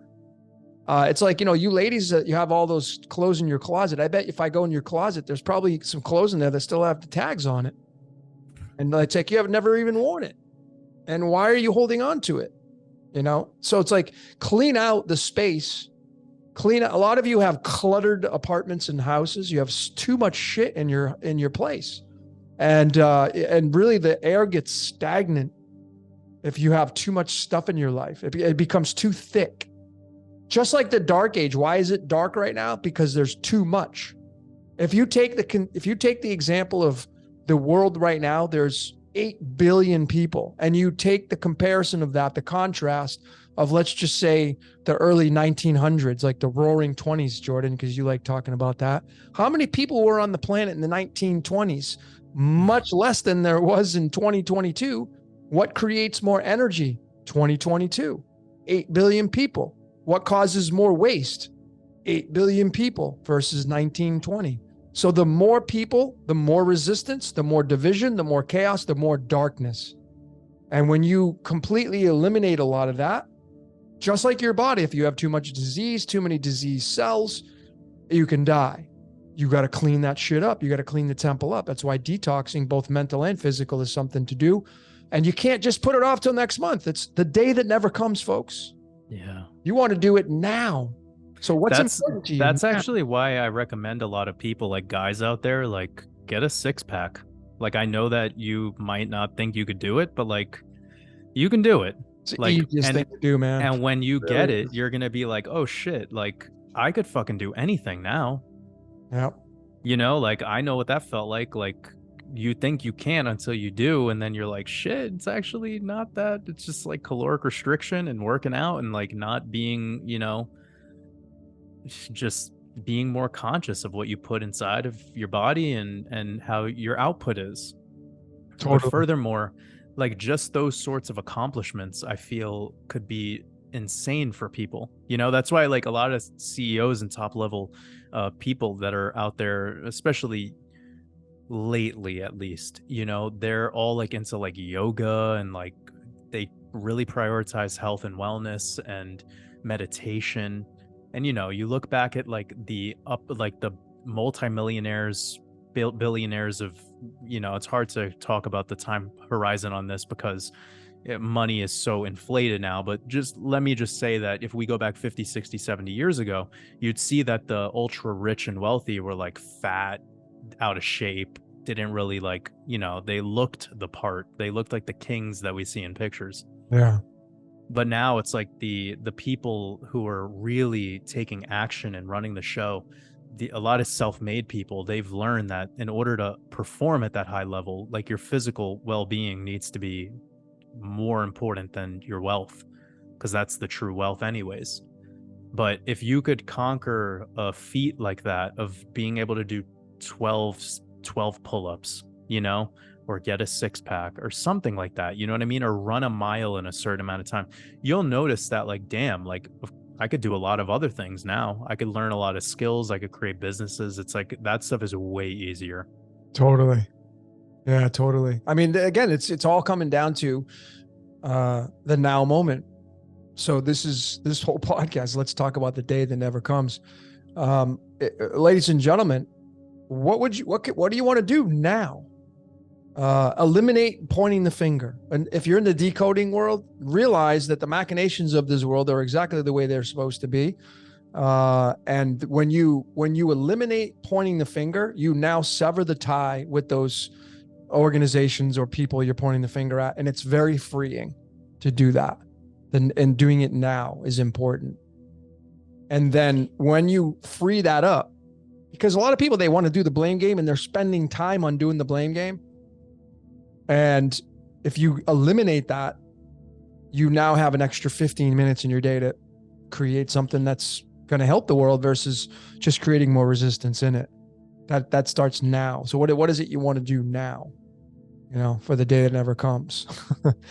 Sure, Jordan, let's shift gears a little bit. And I don't know if you want to get into this. So if you don't want to, I totally get it. Because I know, you are that crypto guy, and that's how you really got started in a big way. Not everything, but you've now really shifted and really, really giving people a big portion of why you incarnated and you're doing your thing. But like the day that never comes, right? I mean, we're all just that are invested in crypto anyway. It all that matters is the day of right now. And what would your suggestion be to people? Because I know you get asked this a lot on the crypto world. Like, what is this going to look like? And we're not trying to predict anything here. We're talking about the now moment, taking it day by day, because that day may never come. We just don't know. It may never come to fruition. But what's your take on that, man? If we switch into the crypto world here. Well, I think what we've been seeing over the last 2 to 3 years is proof that we're slowly shifting into it. And I've been really trying to lay out the foundation with my own narrative of how I see any transition happening. And it's the totalitarian tiptoe, like it is just a slow burn of transition, and people barely notice the socialism and this regime take over. But just like digital currency in and of itself, which has been around for a while now, like computers have been operating for a while and they've been commercial in people's houses for a long time. You could have logged onto your bank account on a computer or even a cell phone pretty long ago, like long before crypto was a thing. So people think that crypto is like, a lot of people are scared of it. Some people just want to plain make fun of it or disregard it. Like, they'll say like, oh, it's crypt, which means death, which is actually kind of wrong because cryptos means hidden or secret or esoteric. So that's truly where the name comes from. It comes from secret. But anyways, a lot of people are just being told how to look at it. And I've kind of stepped back from that whole thing and just designed my own outlook based on the way that I see things happening, which is it's a technological breakthrough that'll slowly be rolled out. And just like credit cards, just like online banking and phone apps, and just look at now, like, I mean, 10 years ago, you didn't see grandma using Facebook. Now you do. Yeah. Since the pandemic, people's like 70-year-old, 80-year-old grandmas are using Instagram and having smartphones. This is not like, it's not a joke. It just is what it is. So it's interesting to me how if you asked that person 10 years ago, like, hey, they're like these whippersnappers with their smartphones, but like now everyone has one and they've comfortably transitioned into it. So now you go to restaurants and it's pretty normal to see QR codes that have replaced the menu. Totally. It's not weird. It's also not like transhumanist or whatever people want to call it. It's just the natural progression of technologies. And ultimately, like, think about it. Do you want some drunk spilling a beer on 50 menus a day and just wasting it for something that you could just hover your phone over? You're looking at your fucking phone anyways. Yep. Might as well just take the camera out and but people take this so personally and serious. Like the conspiracy community is the truther community or whatever they call. That's who I'm pointing the finger back at them. And I'm saying, crypto will slowly become part of our everyday life. Blockchain technology will become part of your everyday life. Yeah. Yeah. So the time is now, folks. The day that never comes is you continually waiting on something and again, you have to make this your own. But I mean, you heard it just right there. I mean, I think, who here uses a Rand McNally map that you pull out of the glove box to navigate through town? I mean, you don't do that. You pull out your navigation on your phone. So like the issue here with people who are like self-proclaimed enlightened is they talk shit about stuff until they just start using it naturally. And then for some reason, it's no longer a problem. Yeah. Because it's a convenience, because that's what it always was anyways. Like the slavery is when the device is having full-blown control over your attention currency. Yeah. This cell phone, this laptop that I'm using, the same thing that can make you poor and make you distracted is the same thing that could allow me to speak with the world, expose my truths, create businesses, help people create businesses. So you can't look me in the face and tell me that this isn't a thing of abundance. That's you right. just choose to look at it in lack, and I won't let you cast lack onto me. So it's we all have to kind of like become that architect. And for me, crypto is, although there's a lot of draconian wallpaper, around it, I mean, ultimately it's a tool, and it's like any investment. If you do your research and know what it is that you're getting yourself into, and you have proper risk management in place and your own investment thesis, you're probably going to do pretty damn well in this environment. Just like the dot-com bubble, just like pretty much any new, or what we could call a nascent technology that over time it becomes a thing. Like look at self-driving cars. The technology is expanding so greatly. I mean, and will there be what's interesting? I don't even know if this is kind of on topic of what we're talking about. I guess we could kind of throw anything at this kitchen sink here. Are we as human beings going to be faced with the fork in the road? And what I mean by that is, will there be a time when you will have to make a decision about, and let me just give you an analogy before let me digress here. What if there is going to be transhumanism? I want to say again, what if? I'm not saying it will be. All right. What if? It's a possibility. And if you say, no, that'll never happen, well, you obviously are just very fixed. So you got to, what if? Yeah. And a lot of signs, I shouldn't say all, a lot of signs are pointing towards it. Yeah. Right. We're moving into the quantum, digital, meta, and so what if society is moving towards that? And then what if there's going to be a fork in the road and you're going to have to make a decision, and the other option would be to stay in what would appears to be the natural world, nature, the ocean and the plants and the trees, and what if you're given that choice? And then what even would that look like? I mean, it would have to be like, people would say, well, then it'd be a paradise. I mean, what if the paradise that is obviously heavily influenced by theology, what if the paradise is a digital paradise? Yeah. Well, that's always what it's been. Like even in the when you look up the word for utopia, it like pretty much lays out the framework of a computer simulation. It does. And this is very on topic, what you're saying. And I've even spoken about, we are already in transhumanism. Like when people leave their house without their cell phones, they feel like they left their foot at home. Like they're limping. Like, and another thing I've told people many times is like, if you watch people observe sports and they're looking at a television and they're screaming and getting emotional and like throwing shit and cursing and crying, and they're watching something on a television, they're calling it, that's my team. They've developed this relationship with, I forgot the terminology, it's like parasympathetic relationship. It's something like that. right. But like they've developed this relationship with something that they don't even have contact with. It's artificial. Right. So it's able to control them in that regard. Therefore, that's sort of like it's just the merging of your being with the technologies. And if your frequency is caught up in that, like it's the same thing with the stock market or doing investment in crypto. If you're upset when the market's down and you're happy when the market's up, that's kind of like a form of isn't it a form of transhumanism? Totally is, man. You're merging with the machine. You're merged with the machine. So I know that like my whole piece on it though is that how will we respond to whatever those changes are as they come? Like when they did the V word, and they made that a thing. I just didn't take part in those parts of society that it was required to have that. I also made sure that I was in a place ahead of time so I didn't have to worry about that for things like getting groceries, etc.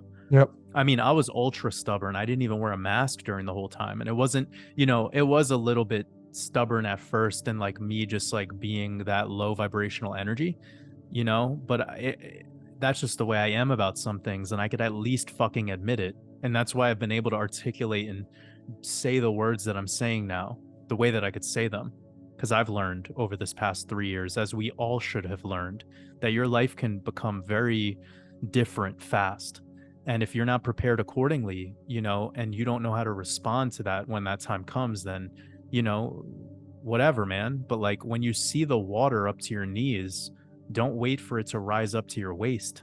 Like, make something happen soon. So when we start getting the signs of moving into this type of reality that you laid out, and I'll bounce it back to you in a second, because I would like to know some of the specifics of like what your vision is. But if we end up there, wherever that is, where we're all like wearing virtual reality headsets and shit because we don't want to look at the rain, we rather it looks sunny outside, Yeah. or whatever, or because your girlfriend's ugly, you want her to look more beautiful, you just put a fucking headset on. Yep. Like that kind of shit. If we're like, which we already have, that's already a thing. I mean, look at Instagram filters today. People who have no fucking teeth. There's an Instagram filter that'll make it look like you have perfect teeth, and it looks literally perfect. Yep. It looks real. Yep. They can make your eye color different, the fucking hair on your head different color. It's amazing. We already have the technological layer. It's already there. That was the big thing I'm glad you brought this up, because I was in Vegas, and my friend, one of my best friends, posts on Instagram. I'm not really a big Instagram, but we were having a conversation, and she was telling me, she's like, yeah, this girl, she just uses all these filters, and she takes a picture of a group and she uses all these filters and it doesn't even look like her. And instantly I was like, that's a digital paradise, because anybody in this day and age, you can go on to Facebook and you can put any avatar you want. And if you're good at Photoshop, or even if you just pick something digitally, you can be whoever, and you can look like whatever you want to be.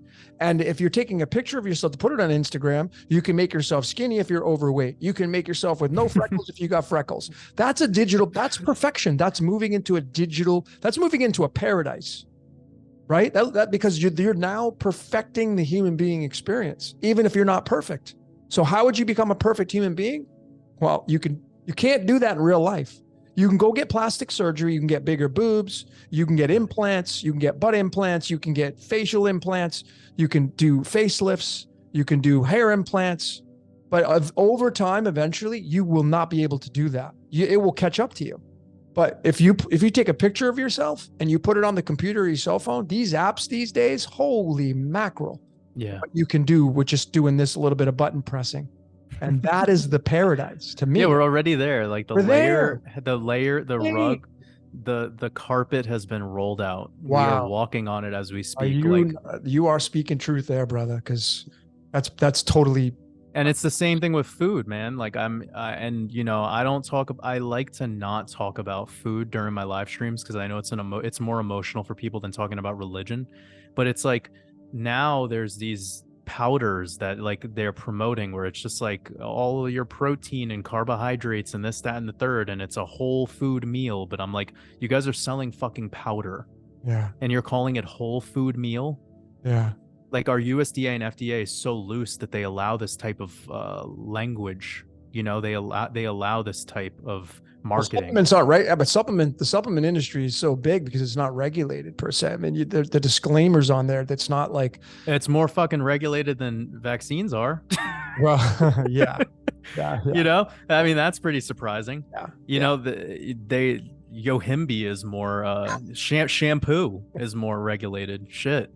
Yeah. Anyways, but I mean, yeah. This is a huge part of the whole thing, is like, when are we going to get, because Logan, think about this, when are we going to get to the place where it's like just a bag that shows up with a needle and it has all your food in it, and you just like plug that shit into yourself? Yeah. And that'll be the perfect amount of like whatever profile that was read back from the blood capsule that you gave the company, because that's already in the works, where they're using technology and biometrics and all these things to essentially map out what would be the bare minimum necessity for you to be able to do whatever it is, whether that be perform better in your sport, or lose weight, or perhaps have more, be more focused. There's already designer drugs there. It's well known in the medical field, like, surgeons using modafinil and all this shit. So we're there, man. And I mean, I think it's pretty amazing to watch it all unfold. And I'm just happy to have full-blown control over all of my decisions and take personal responsibility in the process, because if it starts to fold on me and become too weird, I already have practiced everything I need to do in order to make it through those times, you know? Like, just fasting has been the most incredible art form that I've decided to practice. So if there's a Fasting's food shortage, yeah, whatever, like, I yeah, mean, it is what it is. yeah. No, it's totally about practice, and it's totally about taking care of the temple. I got another green box detox. If you got another one coming up, probably in October.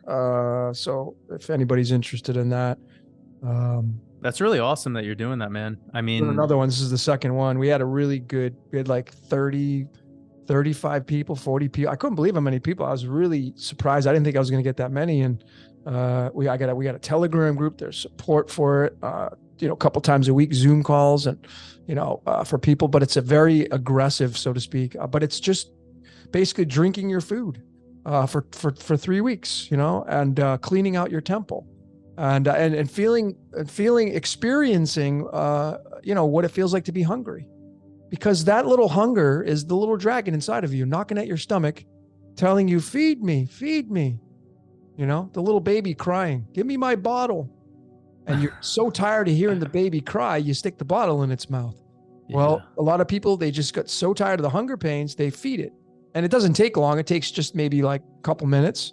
Like, I'm hungry. Oh my God. How many people say I'm starving? You're not, we're in the habit of saying that. I'm starving. yeah. We all say it, right? Well, your body is so amazing that, like, after maybe 48 hours of no calorie intake, ghrelin shuts off. Like, you basically, all your hunger hormones start to just go away. Yeah. And your body is such a perfect machine. I love fasting, and I've really studied it thoroughly, and just the whole process of the way the body works is the complete opposite from what the medical field thinks it does. And I'm blown away more and more when I treat myself as an experiment of whatever this stuff is, because you really get to push your temple and see what it's capable of withstanding. Like, the stronger this castle is, when the hurricane comes or the flood or whatever, like, you're fine on the other side. Totally.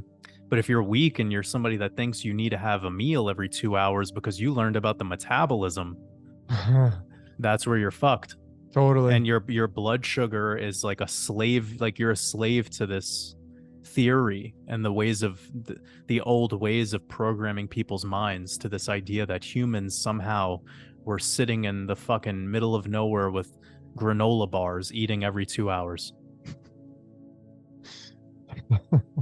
And people wonder why their pancreas doesn't operate that well. They wonder why they have blood sugar issues. They wonder why they have low energy all the time. It's like, yeah, because your body requires all of this energy to just digest. So if you're consistently digesting, of course, you're bogging down your whole body. That's right. And there's a reason why it's called digesting. Yeah, because the more food you eat, you're killing yourself. Bit. Exactly. Yeah, exactly. We don't die, we kill ourselves. Yeah, I mean, I try to use like analogies, like, like your body's the engine of a car, and every time you turn the key in your car and you start it up and you drive it, you depreciate the car. Yeah. So every time you eat, you depreciate your temple. No matter what it is you eat, you say, well, I eat super healthy. I eat plants. Yeah, but you still have to digest. You still get the pancreas moves. The insulin moves, the stomach has to move, the small intestine's got to move. All these moving parts are just like the engine of a car. They cause friction, resistance, they break down, they have wear and tear. Yeah. So ultimately, I mean, do you think it's possible, Jordan, that we may be, as a species, moving towards being a breatharian where you don't have to eat anymore? Yeah, I've been asked this a lot. Like, I think the breatharian concept it's interesting, but I don't think we have the current environment or like frequency in this physical realm to do it. Yeah, I think there's something about this physical realm right now where it's very heavy, very dense, and it requires some sort of sustenance once in a while. But getting back to the car analogy, one thing that I tell people is like, well, we sort of learned that around like 3,000 to 5,000 miles, you want to do an oil change, right? So think about that. Like, that's a great use case of fasting. Like, you do a fast once every quarter. Yep. It's awesome for you. You don't need to go balls to the walls like Jesus did with 40 days. Like, you just do 2 days or 24 hours, even if it's your first time. Like, you'd be surprised just that 1 day reduction in, the There's actually three reasons behind longevity that has been across the board figured out, and not even when we're talking about consumption, just other markers outside of what you consume. And Yeah. it's things like grip strength. Grip strength makes so much sense to me now, because again, if you're a farmer, if you're somebody who's physically active, you have way more skeletal muscle, and the more skeletal muscle you have is a marker for longevity. The Sure. less muscle you have, the less likely you are to make it. So this is so interesting, like when you look at those markers outside of what's being consumed. But with that being said, it's like you move it or lose it, right? Like we've heard that before. Just that one change can be profound. The same thing with having one full day of not eating. Just that is one of the other key markers that I was going to mention, because it's not consuming. It's like caloric restriction is actually one of the things that is across the board with all centurions, all people who have longevity in their life, you know, the blue zones, etc. Yeah. And I'm not like, again, people think, oh, I got a diet. That it's like, no, like you need to remove all those old buzzwords Yeah. because they're damaging people. Totally. It's like caloric restriction could be something as simple as just having less overall high calorie foods. Yeah. Think about that, right? Like when you look at 500 calories of cookies and 500 calories of broccoli, you get a much different picture. Yeah, I think quality over quantity. You definitely want to get, I've learned my lessons over life just with anything. I mean, buying a pair of shoes, like I'm a person, like I'm a minimalist now. So if I'm going to buy a pair of like sunglasses, if I buy a pair of sunglasses, I'm not buy high quality. I'm not buying a freaking $10 cheapy ass pair of sunglasses. I go and buy a $200-$300 pair of Ray-Bans or whatever, because I'm going to keep them for my intention is they are going to last me for years. I mean, I have a pair of sunglasses, these Burberrys that I've had since 2010, 12 years I've had them. And some people say, well, I lose mine all the time. So stop losing your sunglasses. You're not mindful. Well, if you lose it, you don't care about it. You don't care about it. Yeah. You don't lose your baby. Yeah. Keep it in a safe spot. Yeah. You don't lose your car. Yeah. Yeah, you don't lose your baby. That's a great point, man. Yeah. So actually, that's a perfect point that you brought up, because the more valuable something is, and the more it means to you. Like I think about this with the crypto conversation all the time. Like if somebody had one full Bitcoin, which is like not normal nowadays, it used to be super normal like 10 years ago. But like if you had one full Bitcoin on a ledger, you would probably be like really serious about those private keys and where you stored that ledger and just everything. Like you would take that so seriously because you consider that one Bitcoin to have a lot of value. Now, whether you believe that or don't, I really could care less, because somebody could come up with the same argument for like Gucci wallets, but to someone out there who's used to buying $5 Velcro watches, if that same person had to save up their paychecks, buy that Gucci wallet or whatever, that same person is probably going to be like holding onto that wallet for 10 years. Because the value to them and what they had to work for to get it, etc. Like it's just that they have a different relationship with it. Totally. So I agree. Like but again, bro, this comes back to the materialism thing. Like people rather have 30 of something that kind of sucks. Yep.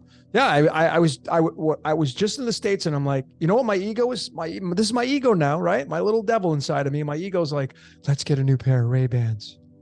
All right, let's get a new pair of Aviators. When I got a pair, and the great thing about having just one pair is it doesn't take up much room in my backpack. I carry my backpack everywhere here in Mexico, and I did when I was in the States, and I got everything in there. I got my ID, my card, my sunglasses, my umbrella. It rains here a lot. But I got one of each. That's all. That's it. And I go to the States, and I'm like, I went to the store, and I'm like, tried a few on, and I thought to myself, what the hell am I doing? Why do I need to get another freaking pair? And then it's going to be like, when I'm not wearing one pair, the other pair. And I think of it this way with life. I just think of it's funny. Imagine the sunglasses that you wear. It's an archetype. It's alive. And imagine it could talk to you. So you go to your sunglass cabinet and you open it up, and you got 50 pairs in there, and they're all screaming at you, wear me, wear me, wear me. This is what I said about the watches. Man. The watches. Yeah. Come on, put me on the wrist. And you're like, oh, I'll just, I'm wearing this. I'm going to put this one on, and I'm gonna dazzle everybody with my Bro, watch that's about as big as a I clock wall. ruined someone the other day. Like I have now that this is on my mind, I have to say I ruined someone the other day and I didn't even mean to, but they had like a crucifix collection, like all these, Jesus. Interesting. And I was like, but bro, Jesus only had one cross. And I said that shit and I started dying laughing because I was the only person that thought it was funny.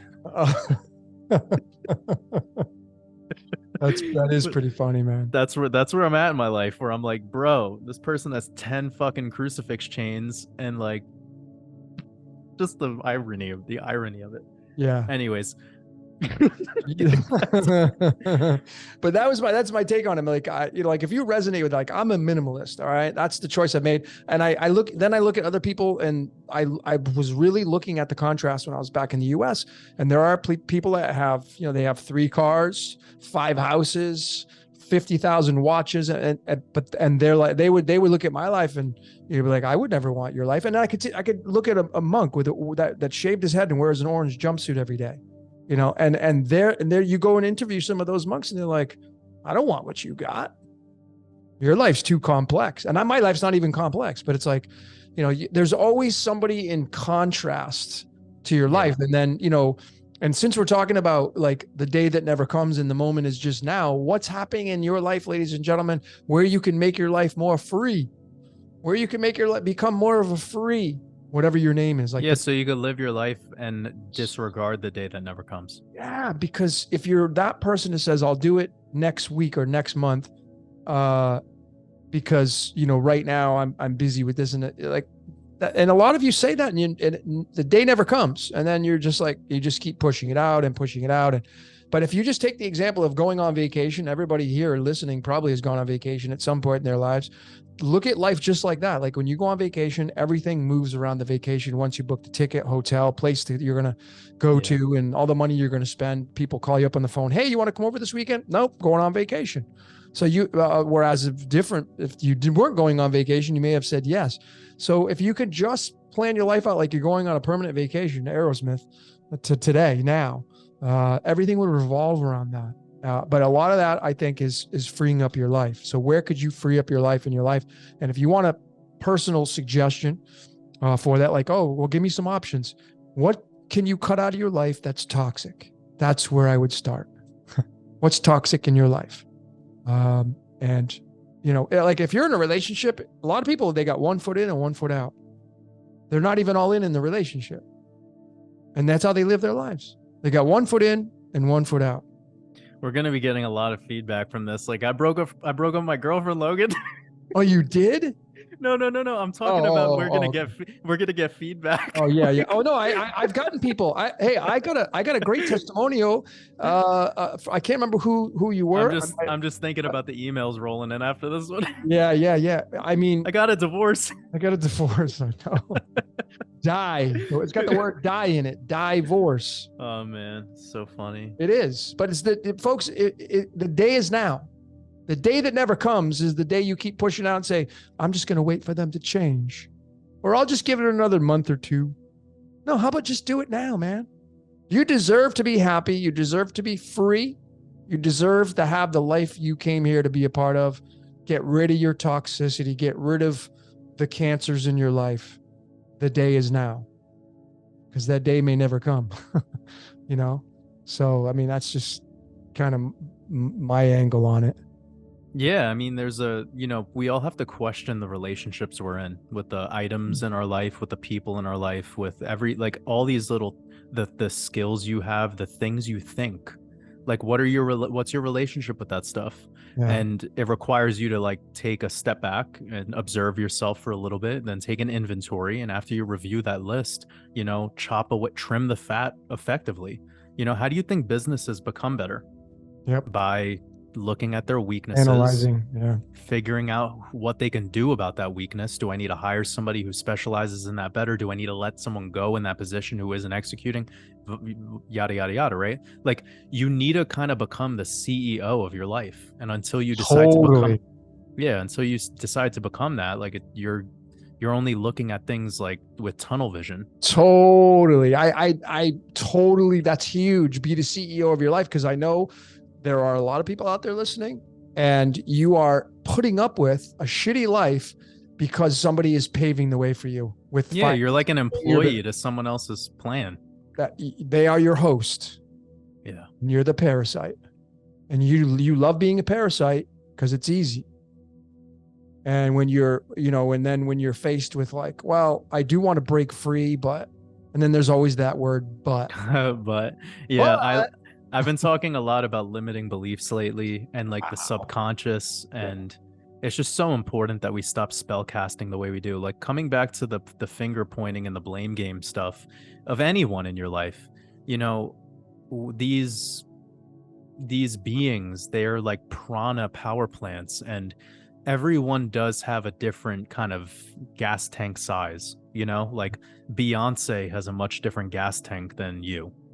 Yeah. And if you don't want to accept that, then you're in like you're delusional in a way. And I'm not saying that I'm trying to hold people back, because her gas is fucking putrid.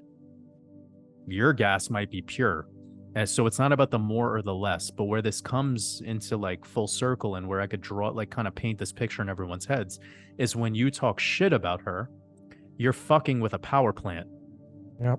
And you think that like you're all hot shit, like talking badly about somebody who's like a multi-billionaire who could care less who you are. The feedback loop on your behavior and your thoughts and your spells that you cast will bring lack into your life that is even more immense than if you were to just, talk smack about some random. Because that person's getting an immense amount of prana at all times. Like they're receiving it from the songs they put out, the concerts they've done in the past, the scandal and the bullshit. That's why the Kardashians are such like vampires, because they are prana like harvesters. They're getting it all day, every day, just flowing without the fucking faucet never stops. Yep. So instead of like talking shit and like being like that about them, you could just let them be. Like focus on yourself, stay in your own lane. Yeah, that's right. And that's how you protect your prana from leaking out. And when you get there, you notice that now you have juice to like use for yourself, and you become this like self-sufficient being of energy. So when we're being reactive that way, please watch who you do it to. Like people are doing it to all the wrong people, and they don't even realize it, and totally. I would rather be hard on myself than be hard on an individual that has nothing to do with my reality. I would rather like be a little bit of casting direct lack on myself now that I know what I know. Like now that I understand the metaphysical like realm, I much rather be like hard on myself, then notice that quickly, then take action. Yeah. But I'm really, really focused on the blame game, not pointing fingers, not getting caught up in giving those individuals free prana. Like it's free, it's gratis, right? Totally. So why do that? At least if I'm direct with myself, I have the opportunity to be honest with myself, and the closest reflection that's possible is the mirror that's looking back at me. Yeah, it's all about the mirror. I mean, I had brought this up in my last podcast with the analogy of like, I came up with this when I was in Vegas driving, and I was like, I hadn't been back in the States, and I was like driving through Vegas, parts of Vegas, and I was just so blown away at how much competition there was in the food industry, how many restaurants there are in Las Vegas. It's pretty sad, right? Like I was walking around city recently. I won't like expose where, but like, bro, it's just I could go in anywhere, and I was the only customer. Oh wow, really? Interesting. Yeah, that was the vibe. Like I really feel a squeeze in the squeeze. Yeah. Like I think the layoffs are gonna kick in. Anyways, get back to what you were saying. No, I think you're right, but I came up with this like it hit me, and I then draw this analogy of like like if you take a religion, why is there 10,000? That's my first question to anybody who actually follows a religion. What happened to the first one?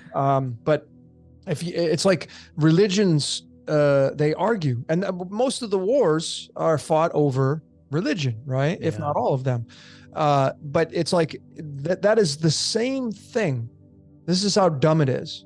As people that like, I work at Pizza Hut and you work at the police department, and I'm arguing whose job's better. Like, oh, well, I have a $75,000 salary at the police department. You're only making minimum wage at Pizza Hut. My job's better than yours. I have to protect people. No, but every time I go into Pizza Hut and I make pizza for people, I make people happy. I have a responsibility. If I'm not doing my responsibility, I'm going to get fired. My responsibility is the same as yours. It's just a responsibility. It's just a different set of job duties. Your wage may be more, but it doesn't make you a better person. But that's what we do in this reality. We have a religion and we look at somebody else's religion. No, that's not the right way. Yeah. And they just look, that's it. That's how stupid it is. And that's division straight up right there. You want to unify? Stop pointing the finger. If you want to go follow theology and some religion, if you think that's the way of life to go, then go do that. But the minute you think that your way is the only way, you've lost it.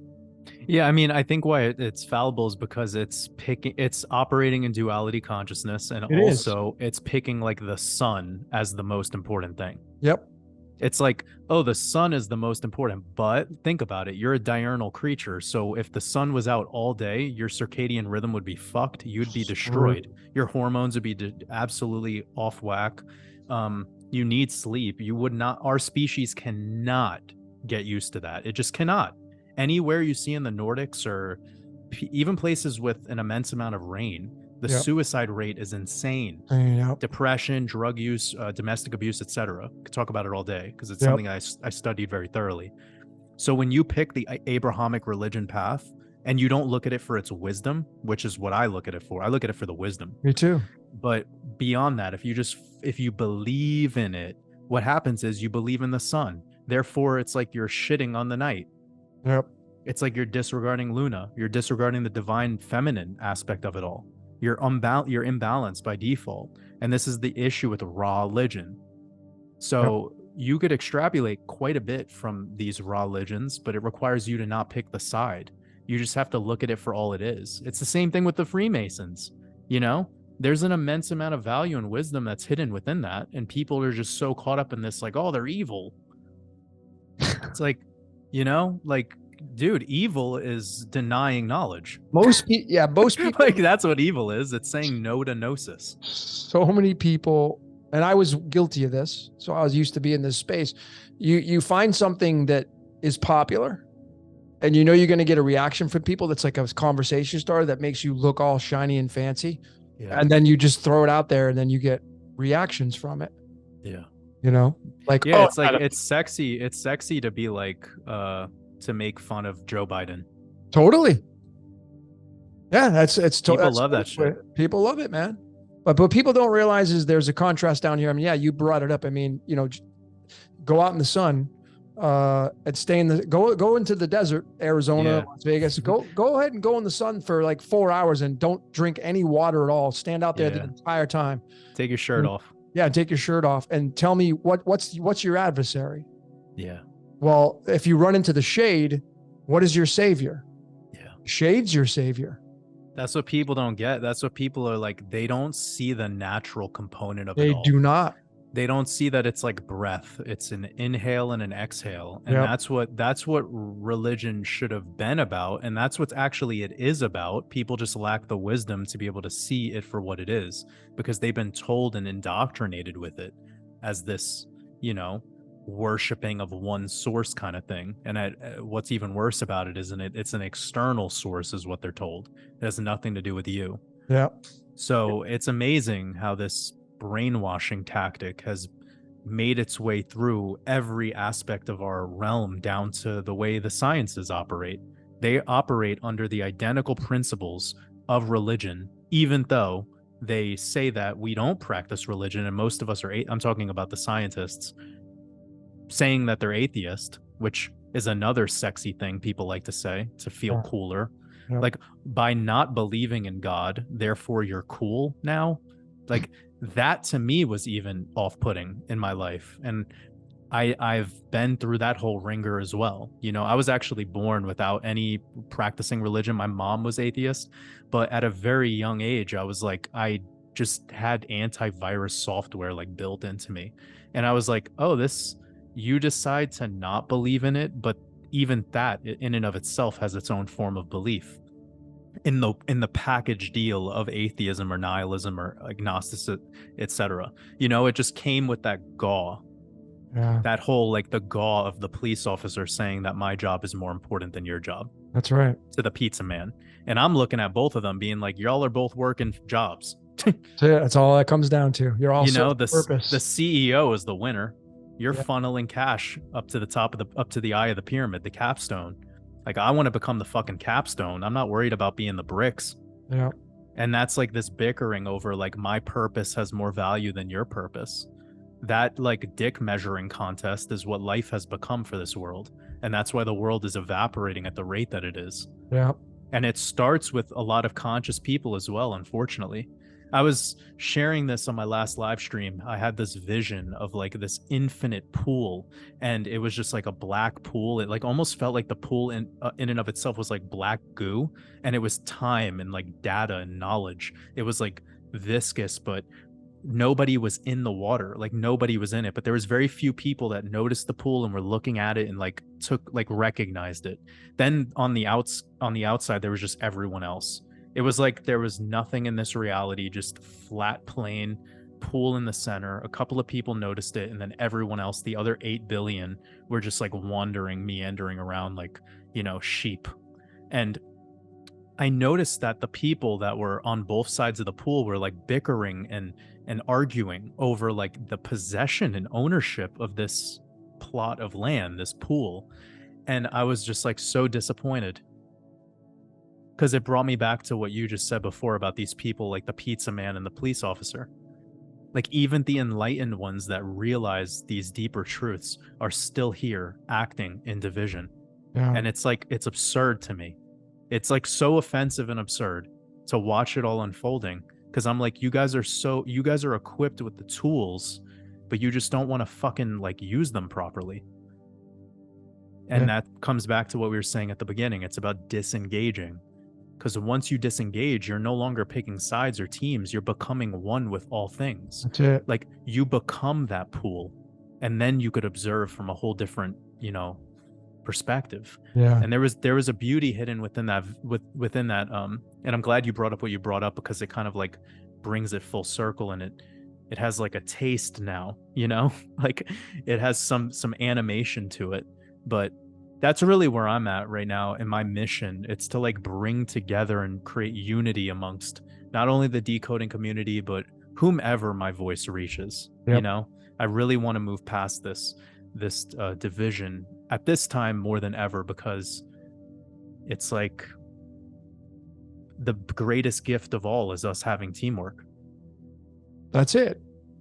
That's it. It's all about the unification, the letter U being, you know, so heavily tied to this reality, and really letting go of, you know, my dick's bigger than yours. Right. That's and if you're not male, I mean, it's going to be something else with the female. I don't even know if we have an analogy for that. Sorry, ladies. One ass is bigger than the other ass. Yeah, that's what girl. That's what women. Are, that's what yeah. women care about now. Yeah, asses and boobs, and I think it's more butts now than it is boobs. But anyway, I don't get the whole like my ass is bigger than a piano. I think that's sexy. But anyway, whatever, to each their own. But really, it's, you know, we're talking about the now moment, the day that never comes. I really just wanted to point out that in numerology, religion is a 27, which is a match to the word vampire. And it's also a match to the word heaven. I have a decode coming out, Welcome to Heaven. And heaven to me is the sun, which is Eden, the Garden of Eden. And is the son of vampire, and is religion a vampire? And if you look at your own personal life, all of you listening out there, what's vampiring off of you? See, when you release everything and you do it now, don't wait to the day that never comes. Do it now. What is sucking your energy from you, and what are you allowing? Because nothing. Somebody had asked me that. Can somebody steal your energy? No, you got to give it away. Yeah, you got to give it away, man. And then the vampirism starts.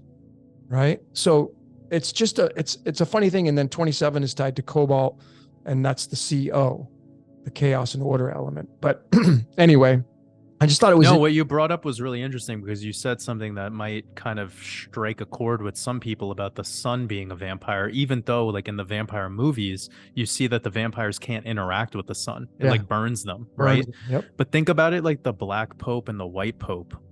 It's kind of like that whole thing, Yeah.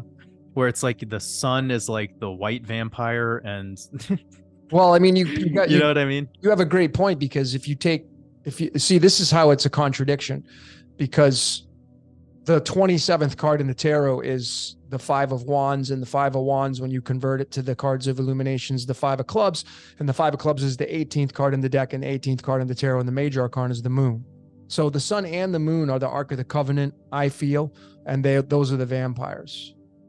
Those two that kind of seemingly run this reality. As you know, I mean, the stock market, cryptocurrency, we just had a new moon yesterday. I don't know if any of you felt it. My great friend in Vegas tells me today, she's like, "Oh my God, I had the worst night. I was up all night. I couldn't sleep." And I was like, "Well, it was a new moon.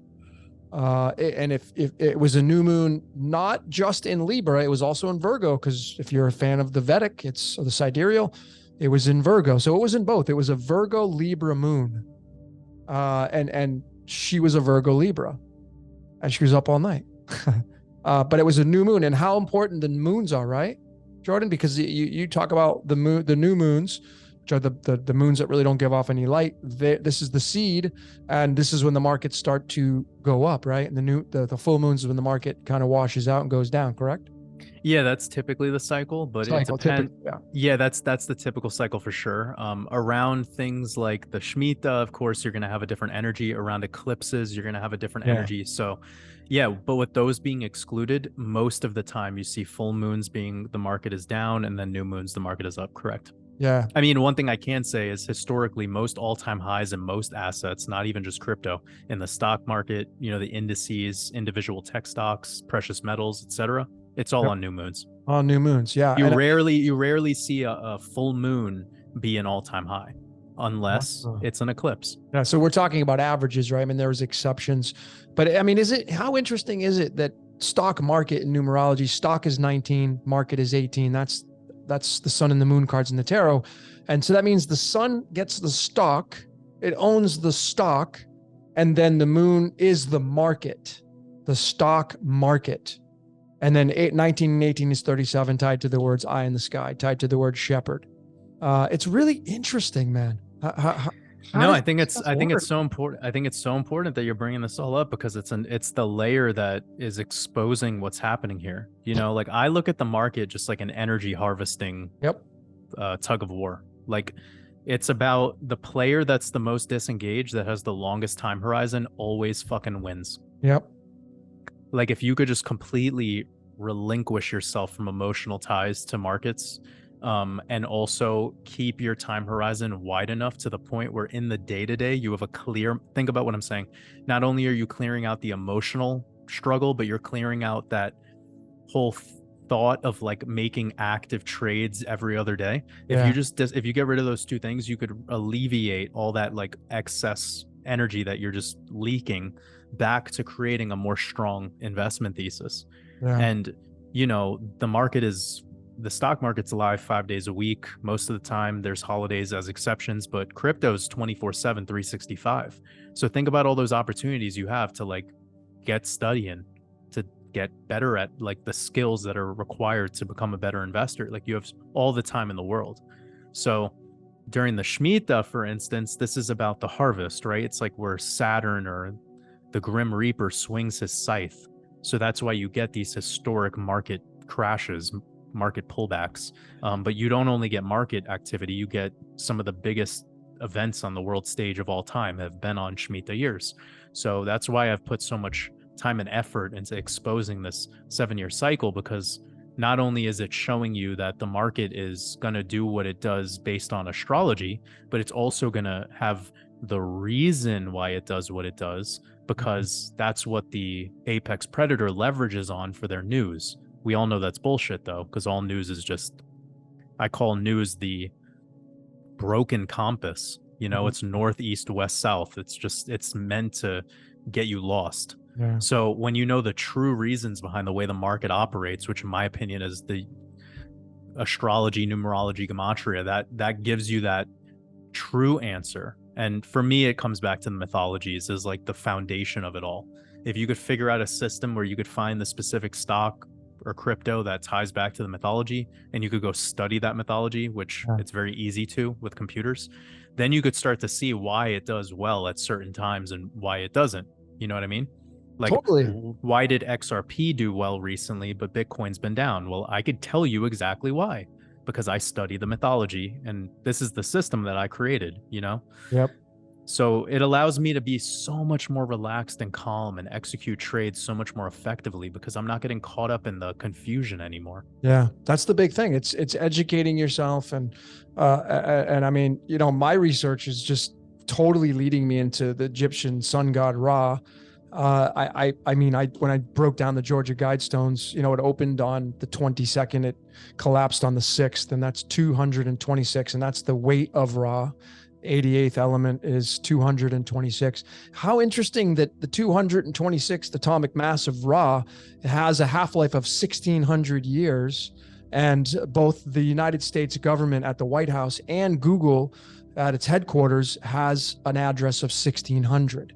Do you think there's some kind of connection there? Well, of course there is, right? Because they're all in tribute to Ra, which is radium. Radium is 18. Shemitah is 18 in numerology. Yeah. What do you think's going to be running the Shemitah? Well, if you follow the Egyptian stuff, it's Ra. And obviously the White House and Google, they're all, and these are tied to Lucifer because Google's 28, Lucifer's 28. They're all tied together, and it just seems that Ra is Lucifer, which is Jesus, which is the Tetragrammaton, Right. which is Helios. I mean, just what name do you want to call it, man? It's all based on the freaking sun that opens and goes. And I think the sun's going to go out. I mentioned that earlier. I mean, the sun's on a timer. I feel it's going to go out. And when it goes out, people are going to they're going to lose their shit when the sun goes out. I mean, I think we might have talked about this in the past, but that one Kanye West listening party, I think, was actually revealing to us how it's going to go down. So thank you, Kanye. You gave us the fucking predictive programming of a lifetime. Yep. He showed us it all and a music video to follow that up, which showed the war afterwards. The war on Earth as the bodies were being, as the specific bodies were being sucked out. Not everyone, but specific people. And I mean, that's a conversation in and of itself because I'm still processing the imagery and I'm really just trying to wrap my head around it because he even came out with one other music video, which is showing his body like leaving the firmament. And when he leaves it, it's like completely digitized. Like it looks like a fucking computer. Yeah. So I know he knows, obviously, that's his position in this reality. For sure. He's Jupiter.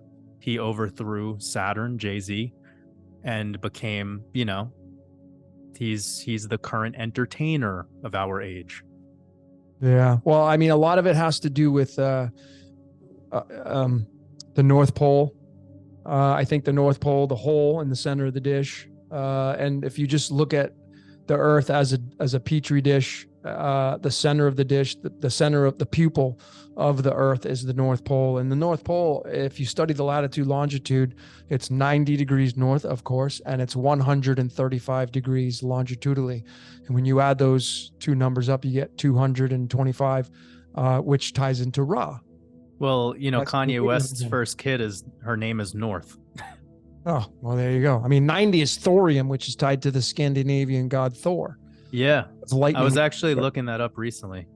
It's fascinating, dude. It's just like the latitude, longitude. I really love the periodic table, man. Like I always give you credit when I use it. I haven't been using it as much lately just because my videos I'm trying to pack in as much as possible. But these tidbits of including the periodic table are mind-blowing, undeniable, have completely actually one of the things that I could say, and I don't like using this word unless I'm being very I'm being honest. It validated a lot of the creations that I've made, like a lot of my connections to specific cryptocurrencies with the mythologies. Yep. The periodic table came around and put garnish on that work. So I really am just grateful for you sharing that with me, and I'm also happy that I took the time to go make these connections, because it's easy to disregard some of this stuff, right? Like Totally. how many people come to my work and they're just like, this is crazy. And I couldn't even imagine the amount of people that go to your work and feel that way, because like, that's no disrespect to you. It's just, it's so above and beyond.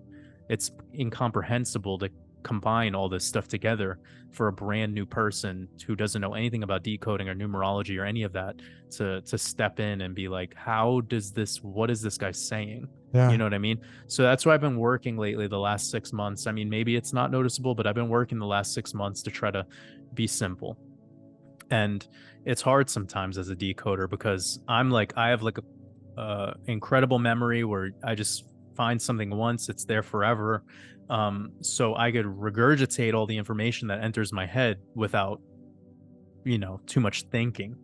And it's hard to stop myself and to simplify at times, because there's so many ideas and thoughts and connections that I made. I mean, I know this personally from you, just getting on phone calls with you, and you could break down one connection in like 1,000 different ways, and it's like, geez, man, that's really impressive. But it's hard to be simple when you have that much connections, right? So complex, dude. It's I mean, as simple as life, as we talk about this simplicity, and the date it never comes, the time is now, simplify your life. But yet when you decode the machinations of how this reality works, it's not simple. It's freaking the most complex thing ever. So, if you're a decoder, and Jordan, go start to study radium, the 88th element. I mean, the melting, all these are clues. The melting point of radium is, in Celsius, it's 696 degrees Celsius. In Kelvin, it's 969 degrees. Those are the numbers of Saturn. So radium is tied to Saturn. And Saturn could have been Ra at one time. Or Saturn is running our sun. It's running, the trifecta is Saturn, the moon, and the sun. And Father Time is running the sun, and the sun's on a timer. The sun's going to go out. It's going to burn out. And where's it going to go? In the center of the dish. It's going to go right into the North Pole. And it's going to go down in that hole, and there will be no more light. For how long? Don't know. Is this absolute? Can't say. It's an idea. But I look at all these luminaries just like as part of a Russian doll.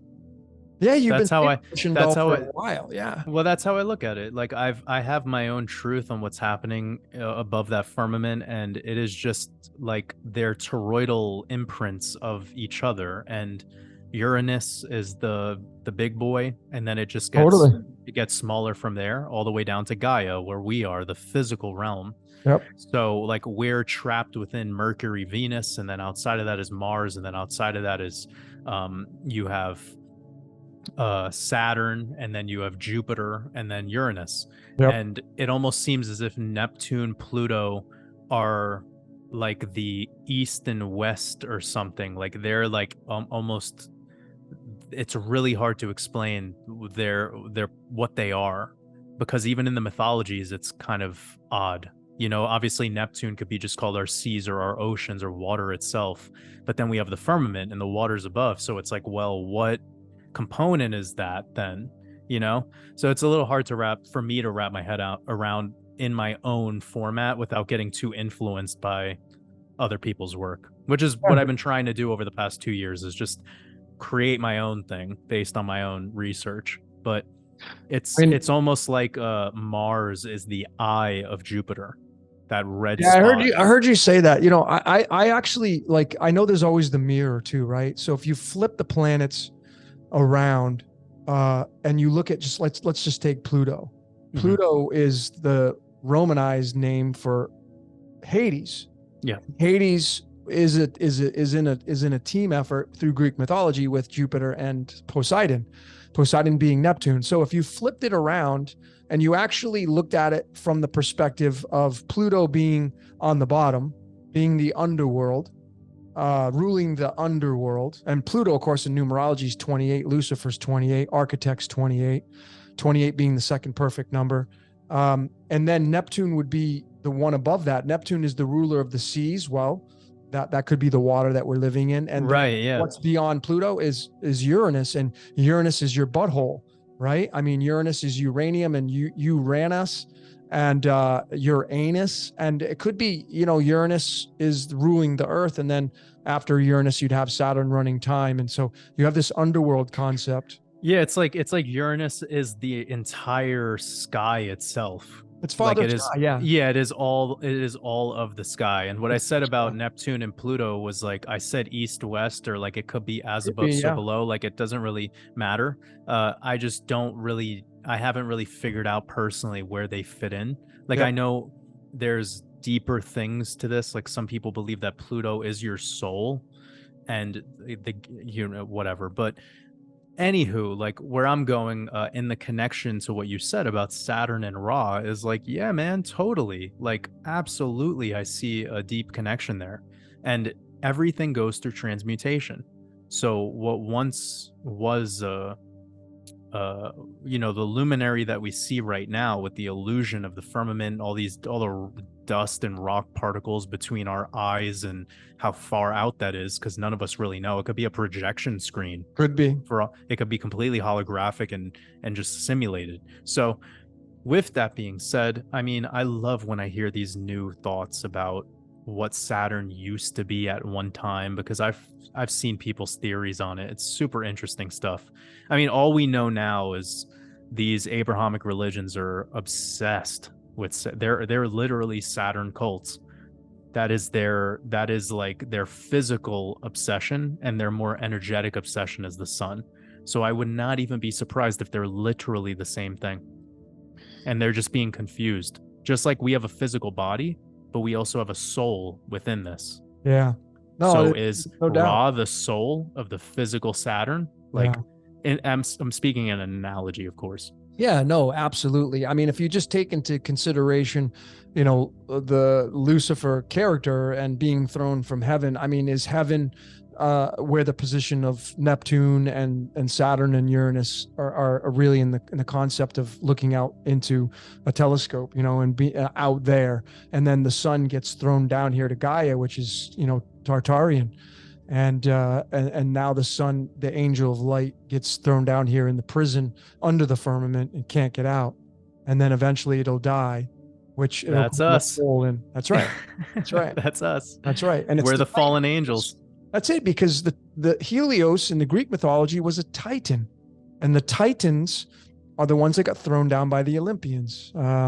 And the word, I mean, Titan is 15, the devil card's 15. I mean, it's a no brainer that these allegorical representations through the tarot and all these mystical art platforms are telling you the story of like what gave human beings the idea to go hunt and fish, and all who taught us astrology, and like, well, I mean, it kind of makes sense that, that had to have an origin somewhere. Geez, so if there were really angelic beings that decided, I mean, I just found this big gem. Forbidden fruit in numerology is 59, which matches the game of life. That's 59. Right. So they bit what's the forbidden fruit? Well, like chase an ass. I mean, it's the male chasing ass. That's what it is. It's the male angels looking at the females and like, I want that ass.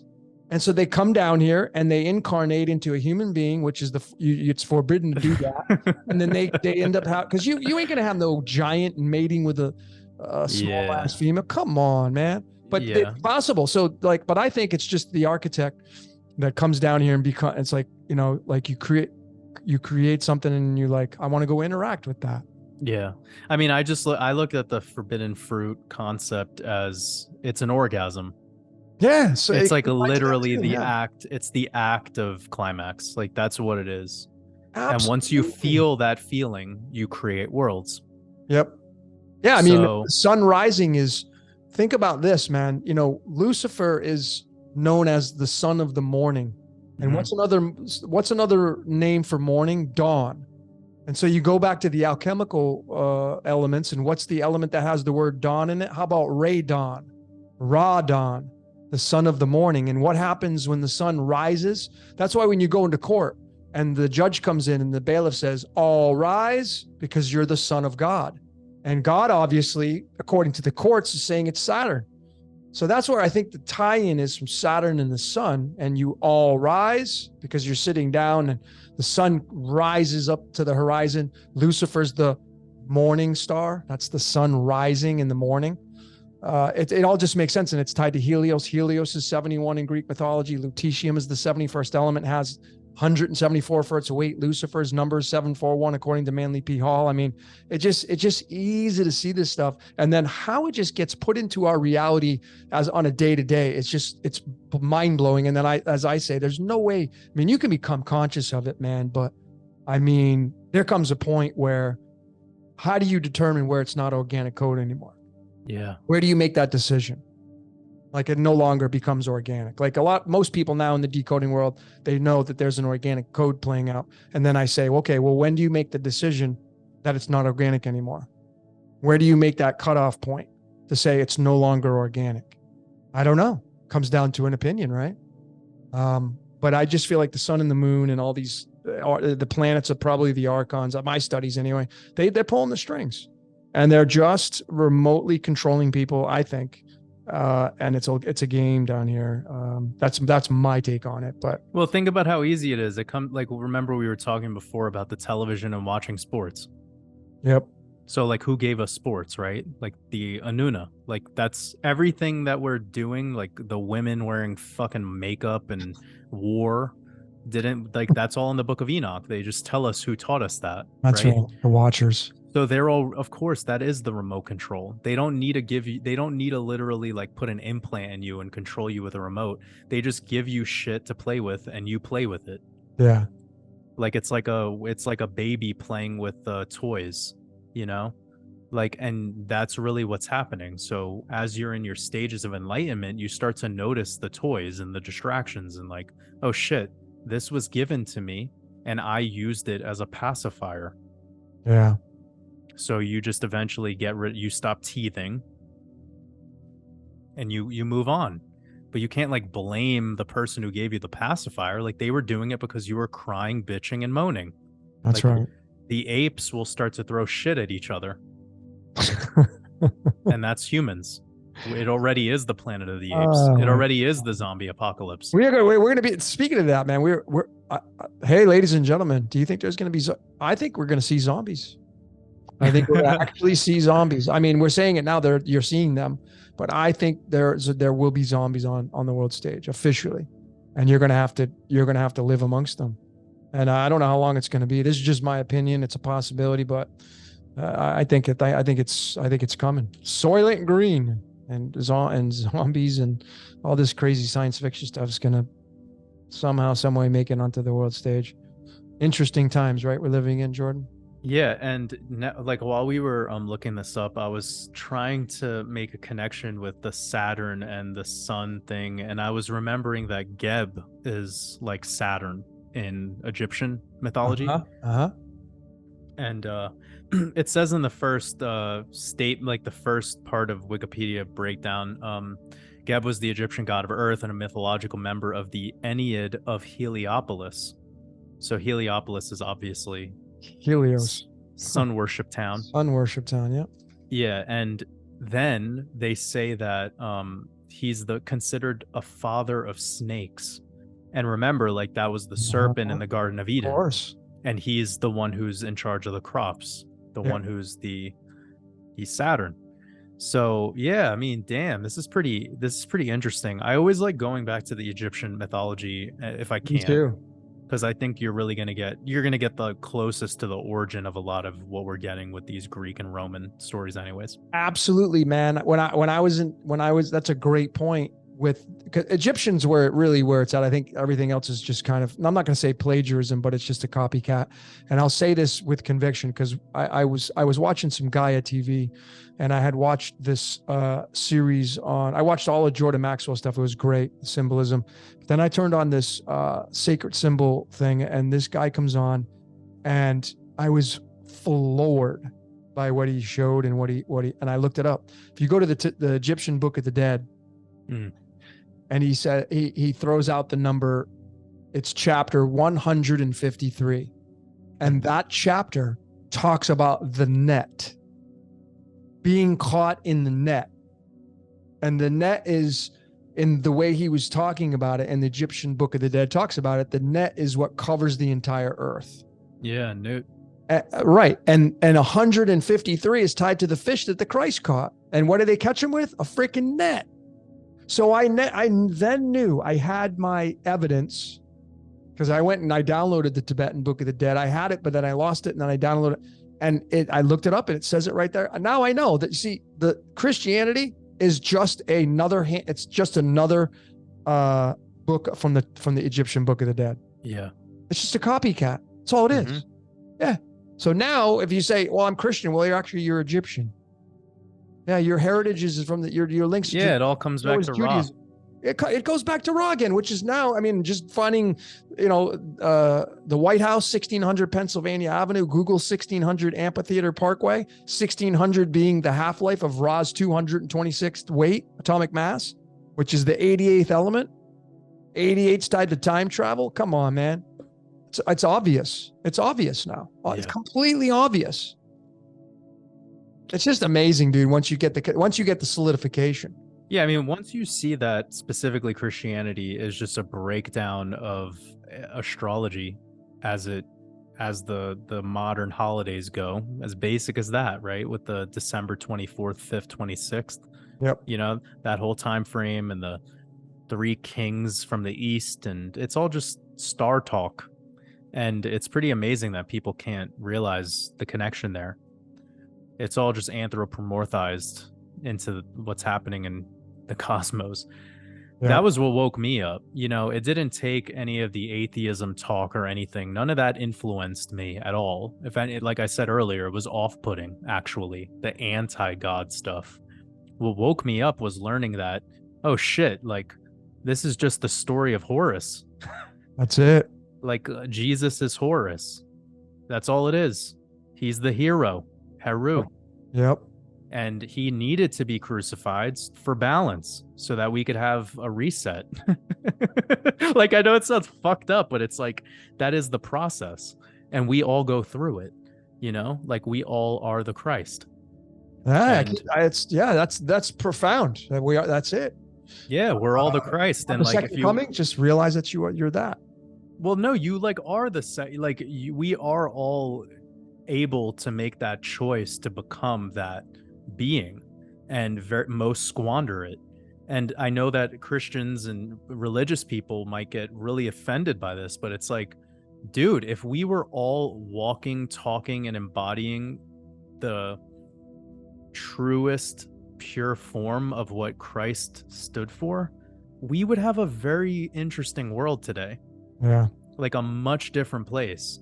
So how is it that this is such a popular religion that so many people believe in, yet we're all like fucking each other over, lying, stealing, doing all this stuff? And most people, as you said earlier, are doing it like a war is fought in the name of these religions. Yep. And protecting borders and control over land. It's like, none of this is Christ-like. None of it is. And if you just use the analogy through the Christian Bible, the New Testament said broad and spacious is the road leading off into destruction. Well, if you compare that to what's the most broad and spacious religion on the world stage, Christianity. So if you just use the same expressions, the same example, to me, I think the whole Abrahamic religion is just a recycle bin. That's what I think it is. It's just a complete recycle bin. It was just repackaged in a way where it was easier to parasite people with. That's it, man. And again, whatever's running this reality, I talk to it all the time. I don't know what its name is. Matter of fact, I think whatever created this reality doesn't have a name. It couldn't have a name. You can't define it. Once you define it, it becomes part of this self-contained system. Yeah. And that is the exact desire that gets people, that brought us to this place we are today. Yep. Like wanting to label and identify. That is the trap. Well, we have a name, right? So obviously then the programming is we got to name whatever it is that we're following or believing. Yeah. It's part of being in the physical realm. Like when you're here in the physical, that is part of the like fine print. It's like a requisite, right? Yeah. And like, that's what's so funny about there being a physical Jesus, like a physical character like this. Yeah. Because he was pretty much the local, as close as we get to any. Actually, I should move on because it's starting to become irrelevant. I'm giving this Jesus guy too much prana. It's okay. We're just having fun. What I think matters though, about all of this is what you said about having the conversation with source. So that's what I think will bring more value to us all.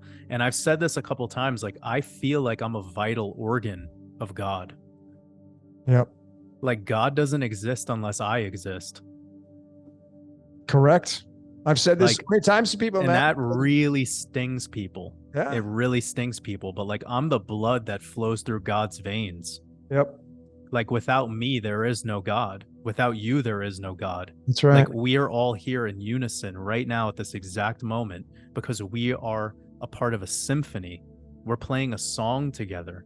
Like you're the pinky toe, you're the left eyeball, you're the like we're all just part of that temple of the physical embodiment and animation of source. Like Yep. we are that to carry out that, but very few desire to because they're worshiping externally. When in reality, it's when you go within, you start to find that divinity. You start to change your behavior through changing your awareness. You start to become a way more divine being. Yeah. And it's funny that there's like the average way of worship is creating self slavery. It doesn't even make any sense. Like it contradicts itself. Like you relinquish your power to an external god for what? For where you'll go after you die? It's like the biggest psyop of all time. And somehow people all believe in it. I mean, look at cults. Cults are amazing because that's like my favorite thing to study. Yeah. Honestly. And you see the same repetitive nature in all of them, including religions. You know, even the more scandalous ones like Jehovah's Witness, Church of Latter-day Saints, Scientology, you know, these more interesting sects of Christianity and Judaism, like Talmudic Judaism, the Hasidim, they have their own thing going on that's wicked, right? And it's like so interesting how you start to see a repeated pattern where you suppress people of stimuli in one way, shape, or the other, and it creates the opposite effect of what they wanted to control. Mm-hmm. So you see sexual allegations in the Church of Latter-day Saints, and you see it in Jehovah's Witnesses, you see it in Scientology, you see it in every single cult, you see it in Christianity, up to the highest fucking levels, bishops, cardinals, popes. So don't you guys see the pattern here? Religion is just there to parasite you, to make you feel guilt and shame for stimuli that you need. This is why in my work, I always expose how we have three important factors to life. We have comfort, survival, and stimulus. And most of us have cascaded past survival being a problem. Comfort, also, most of us have way surpassed that. We have refrigerators with fucking food in it, right? Yep. Now we all need to be stimulated. So that's what what religion really did so well was it prevents you from, you know, all that stuff around sex, all the stuff around morals. They're the ones who get to set the morals for you. I mean, it's just so amazing how it works because it creates a zombie. Yep. It creates a lifeless being who only exists for the outcome of what happens after they die. And their behavior every day is what will determine such in the fear of God. I mean, geez, man, what the fuck is that? Yeah.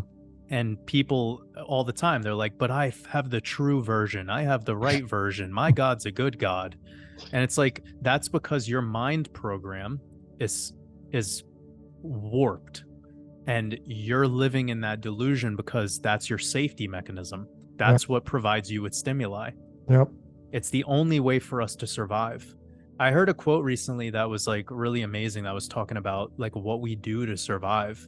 And I think in the search for truth, because that I'm sure a lot of people in this community will resonate with this. In the search for truth, you end up doing some of the most awkward and weird things, you know? Mm-hmm. Like the people that are just like get rid of everything and go to an ashram for like a month, and then the next thing you know it, they're like kissing the feet of some guru. Yeah. It's like, wait, you left Christianity cult to go join the feet kissing ashram cult? And the guy's telling you can't have sex and you have to be celibate, but he's fucking everyone here. Yeah. Yeah. You don't see that? You don't want to fess up to that? Yeah. You don't like, and it's amazing to me how people will continue in the search for external enlightenment through these people, through these beings, through these gurus. And then somehow they would think if Jesus came back that he would be any better. I think, to kind of getting towards that time, I think that, the idea of Christ is all that's important, and what it stands for. And that is just, being a good person. I mean, just break it down to the most simplistic ways that we can talk about. And it's just like, I don't need to put my faith in anything to be a good, decent human being that helps people. I just go do it. I just go do it. You just go do it. Right. And when you stop blaming things, because everything under this dome, everything, if you believe in that, everything in this self-contained system, if you blame it, then you're essentially blaming the creator of what created it. And I tell you right now, folks, if there is some kind of energy controlling people from the outside, you blaming its ego, because it has both the spirit and ego, just like we do. You blaming the bad parts of it is pissing it off. It's like, how dare you blame? It's like, when someone comes at you and starts pointing out your faults, what do? You get defensive. Most people do. Most people will get defensive over you pointing out their faults, right? Because that's a part of you. And now they're starting to. So when you start to point out the bad parts of this reality, you're essentially you're offending the creator, because the creator created all this kind of stuff. So is it hand-me-downs or not, man? It's all part of the self-contained system. So the best thing that you can do, because the day that never comes is you just never doing it, is doing it now, and stop doing the blame game. Stop giving your energy to defending or trying to expose things. There's no need to do that, because we're living in a cyclical pattern of nature. And eventually, just like the body, when you have a disease or sickness come into your body, it's programmed to send out the white blood cells, and your immune system gets heightened, and it goes and attacks the invaders, and it does its job. I mean, well, if you really think about it, what the hell created bacteria? What created cancer cells? What creates the stuff that invades your body? What do you think? That just, like people say, well, I'm a light worker. Well, if you wouldn't have a job if it wasn't for the invaders in the darkness. And the adversary for the darkness is the light, and the adversary for the light is the darkness. And you wouldn't have a job if you didn't have the other one. So the time is now to stop doing the blame game. The time is now to take care of yourself, raise your frequency, become joyous, become compassionate, treat others the way you want to be treated, get rid of your dirty laundry, your toxicity, and start to live, man. That's really kind of my parting words here. How about you, Jordan? Yeah, it's amazing. I think we should probably stop trying to do good things for others and start to be great for ourselves. Stop trying to make someone else's day and make your day. Like, it all starts with you and all the choices you make. And that was really what we covered in most of this today. It's like, for you to become a more actualized being, like to bring things into reality, it requires you to take some time to step back, observe, take an inventory, like we said earlier. But then you have to be really fucking honest with yourself, you know?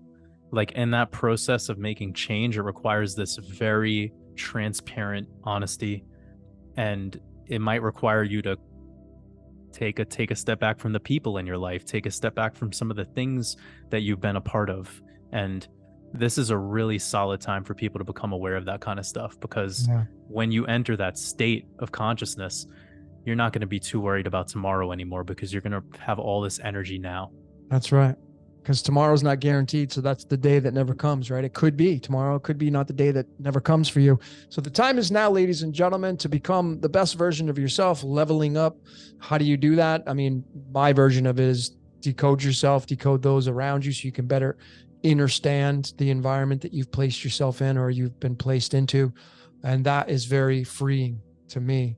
And it gives you so much more options in this life. So anyway, Jordan, man, that's a wrap for podcast number 9. This was number 9, and the next one's going to be 10. It's amazing, man. Time flies. Yeah, they say. Seriously. Maybe we could do the next one around the November eclipse. Oh, I would love to. It's just about a month away. It's about the same amount of time as our last sabbatical. Yeah, totally. These are important time markers. Just look out for anything. Um, and I just really appreciate you as a human being. Thank you for contacting me today and just being on here to join forces. It's been awesome. I'm going to try to make this one fun. The graphics and you know, hopefully everyone here enjoyed this transmission. I know I had such a fun time always exchanging energy with you, Jordan. It's a fun time. So you have a new, just before we go, you have a new course out, right? You just put a new course out? Yeah, so it was my kind of venture into a step away from crypto. So it's my first non-crypto course, and I've been having so many people, not only from the decoding community, but just people that have, stumbled across my work and my live streams. And there's a Yeah. lot of frequently asked questions. My live streams, I try to stay away from crypto and talking about money. And I just try to keep it in this conscious talk, kind of like what we've been talking about in all of these podcasts that we do together. So it inspired me to make a course. And it's called my Expansion Mastermind. It just came out about a month ago. It has a lot of material in it already. Everything from fasting, detoxification protocols to, things to remove distractions, get back your attention, subconscious, strategies, all sorts of stuff, man. Pretty much everything. Oh, and one thing that we talked about before this, when we kind of changed our title, we were going to call this From Lead to Gold, and then we changed at the last minute. We agreed on that. But I have a chapter inside of that course that's called it's called The Alchemy of Self, and it is probably Like like the that. most unique work I've ever done, because it breaks down my vision of what From Lead to Gold means. And it's just it was something that I really poured my heart and soul into, and I've been getting a lot of great feedback from it. um so yeah, it's just like my best work to date, and I have been really wanting to get something out there that wasn't focused on crypto. So that's the Expansion Mastermind. Nice. It's on my website, watersabove.com. Beautiful. Well, ladies and gentlemen, there you have it. If you resonate with Jordan and his viewpoints and his ways of life, I mean, dude, you kill it on your live streams. I mean, you get like, what you get, like 600, 700 people on your Friday live streams now. It's crazy to see you grow. I'm so happy for you. Oh, thank you, brother. Yeah, I mean, I don't know if we've gotten to 700 yet, but like, yeah, we're You're steadily. almost getting hitting six though, right? You've been in the 500s, mid. Yeah, we've hit 600, 630 a couple times. It's Amazing, it's bro. really amazing, man. Like, I gotta say, I'm super grateful. Like, I did not think that it would grow like this at this rate, and I didn't think people even gave a shit about the more conscious conversation, Yep. especially with the way that I'm delivering it, because I don't play the blame game. I don't have the drama. I don't have the clickbait. I really don't come with any of that energy. Yep. So I'm very genuine in these live streams, and I kind of create a domain where I'm protected in that regard, because I'm doing it for myself, and it's beautiful to watch the reverberation effect onto everyone else. And I think people really resonate with that genuine nature. So anyways, I'm super grateful for the platform and your community as well. A lot of people have come over to my work from your community, and I assume the same. I give you shout outs in almost Totally. Yeah. every Yeah. video. So Yeah. Same with me. Yeah. yeah, so I mean, it's really amazing. It's an amazing time, man. I think people are really interested in becoming their own architect and like getting back their own power. Yep. And one of the things that I think is great about both of our work is the fact that we're trying to give people those tools. And I've said this to people many times, like, the reason I'm doing what I'm doing at the rate that I'm doing it is because I don't want people to have to feel reliant on my work. I Yeah. don't. I want people to get a lifelong skill out of what I'm doing, and then they could walk away. And if they ever want to show back up in the future, great. It's more like a hangout. I want to create like a family. I want to create like a global family. I'm not really too interested in creating this like guru student bullshit. And Mhm. I'm really real with people on that. And uh, not everyone resonates with that, because a lot of people want to be told how to be, and they want to have things created for them. But I think the people that are really resonating with our work in particular are people that are trying to, tap into something from within and create their own art. And I love that. And those are going to be the people that make it through all of these big events, however they work. The people that are self-sufficient, the ones that are more reliant on what they're capable of doing and the skills they have. So just between our two communities, I mean, it's an amazing thing to watch unfold.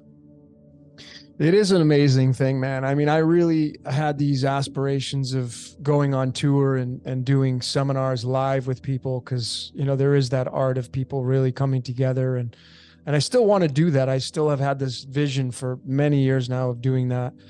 Just picking a city and, Well, the restrictions for most places are pretty much gone. So they're I mean, gone now. those Yes. those opportunities are like you can make them happen. Yeah, yeah, totally. Well, it would be. I mean, I don't. I mean, I know you're like you're behind the black and you can't see you. Yeah, So I'm I don't know. rogue. Yeah, you're kind of. So what would be? I mean, this is just me really not putting you on the spot, but really kind of being expansive on this. But what would be really cool is picking a city, you and I showing up and doing a seminar, a workshop, and people, just the anticipation of people like, oh my God, I get to see Jordan and what he looks like for the first time would sell tickets, dude. It really That's would. so silly. People, it is silly, right? But that's what people love, anticipation, right? They like, oh my God, it's like seeing your favorite band for the first time. You get to see them in concert instead of just listening to them over the speakers. Like I wouldn't mind doing something in person, because then it's there's something so different about facial expressions and the tonality of the voice and the delivery and feeling someone's energy Yep. when you're actually physically there with them. Yep.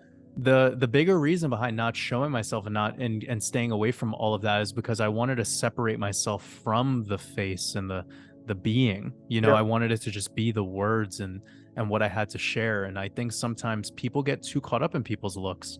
Like Agreed, yeah. just because of the way someone looks, it's like that's what creates that connection. That's the syringe in the main vein. And I know this. I know this too well. Agreed. But when you're in person, you're actually having a real organic exchange of prana, and it's a beautiful thing. And because we've been through this pandemic, and I haven't had that freedom of travel up until fairly recently, it is something I would definitely consider in the future. I don't see why not.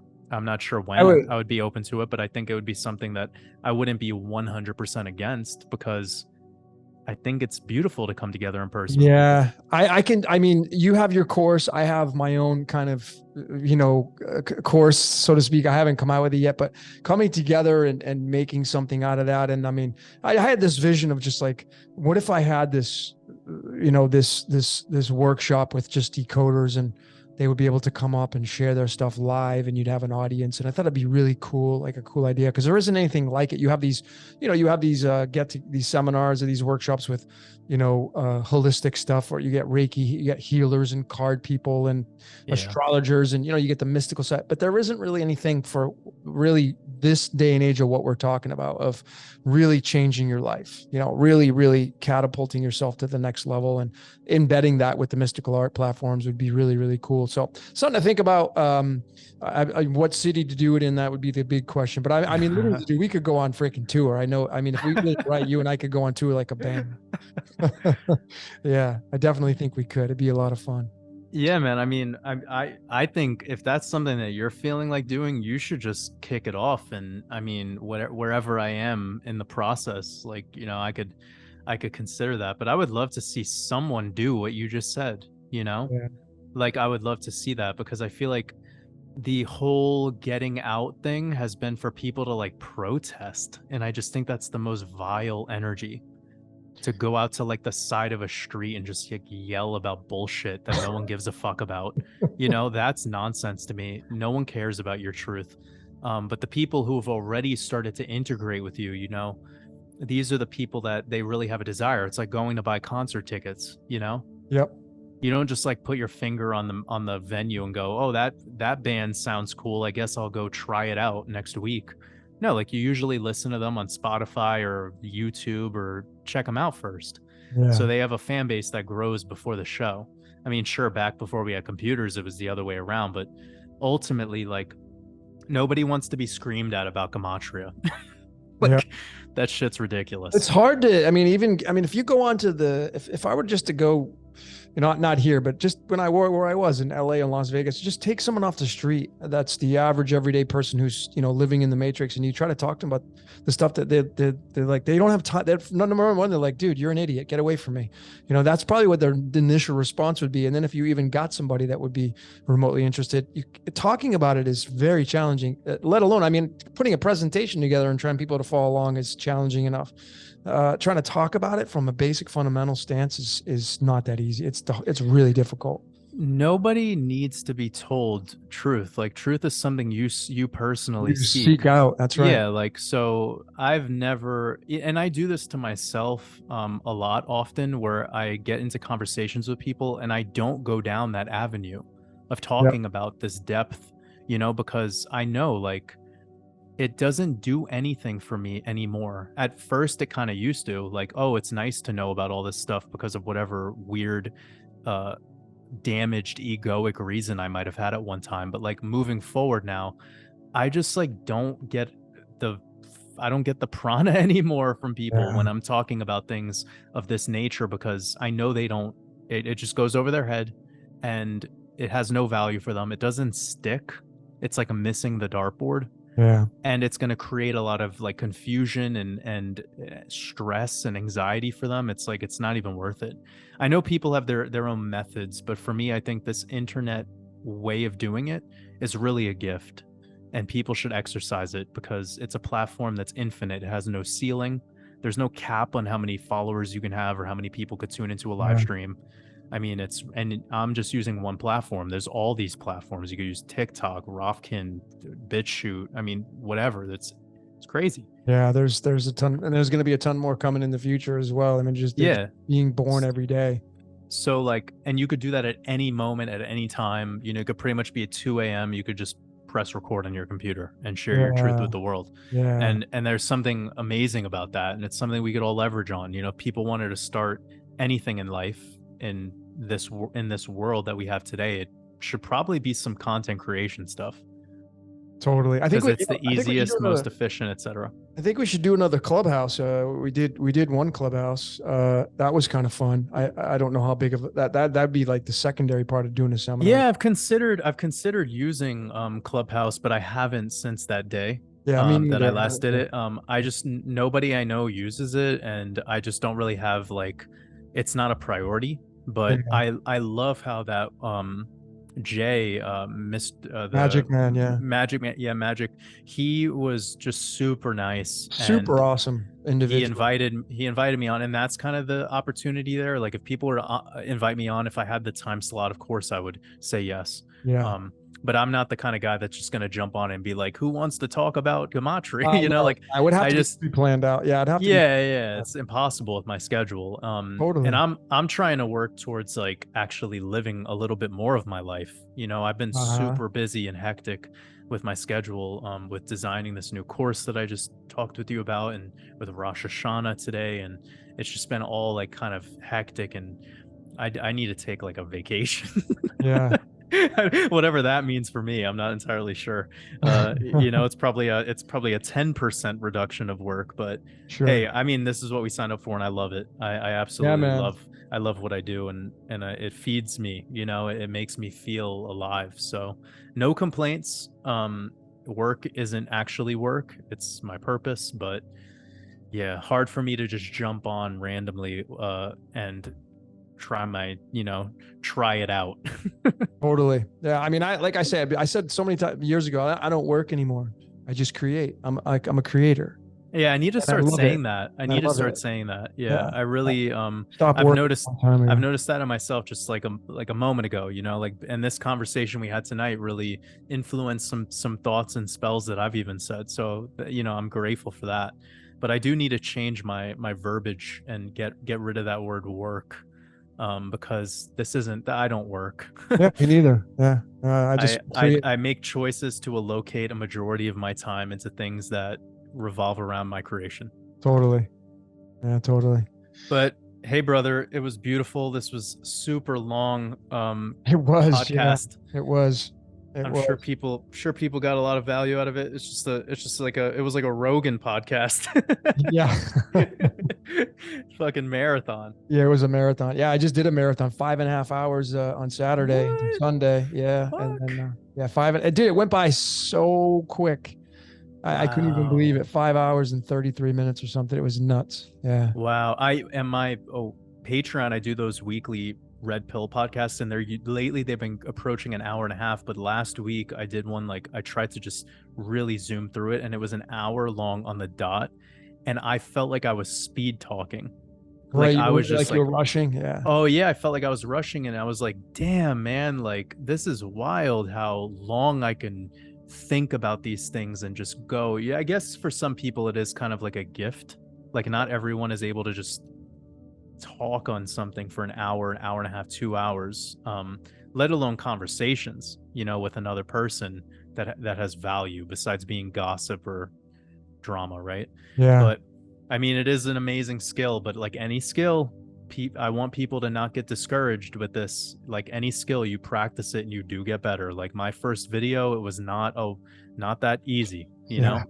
Yeah, and I'm dude. sure it was the same for you. My first Oh, podcast, it yeah. didn't go smooth. Like I'm at like 80 podcasts now, If you don't think there was a difference between the first 10 and the last, 10, I mean, damn. Massive difference when you have, Yeah. yeah, that's what, yeah, we practice, we get really good at something. But you just got to, ladies and gentlemen, my parting words here for the second time, find something what's going to make you get up and go create, what's going to get you out of the work mode.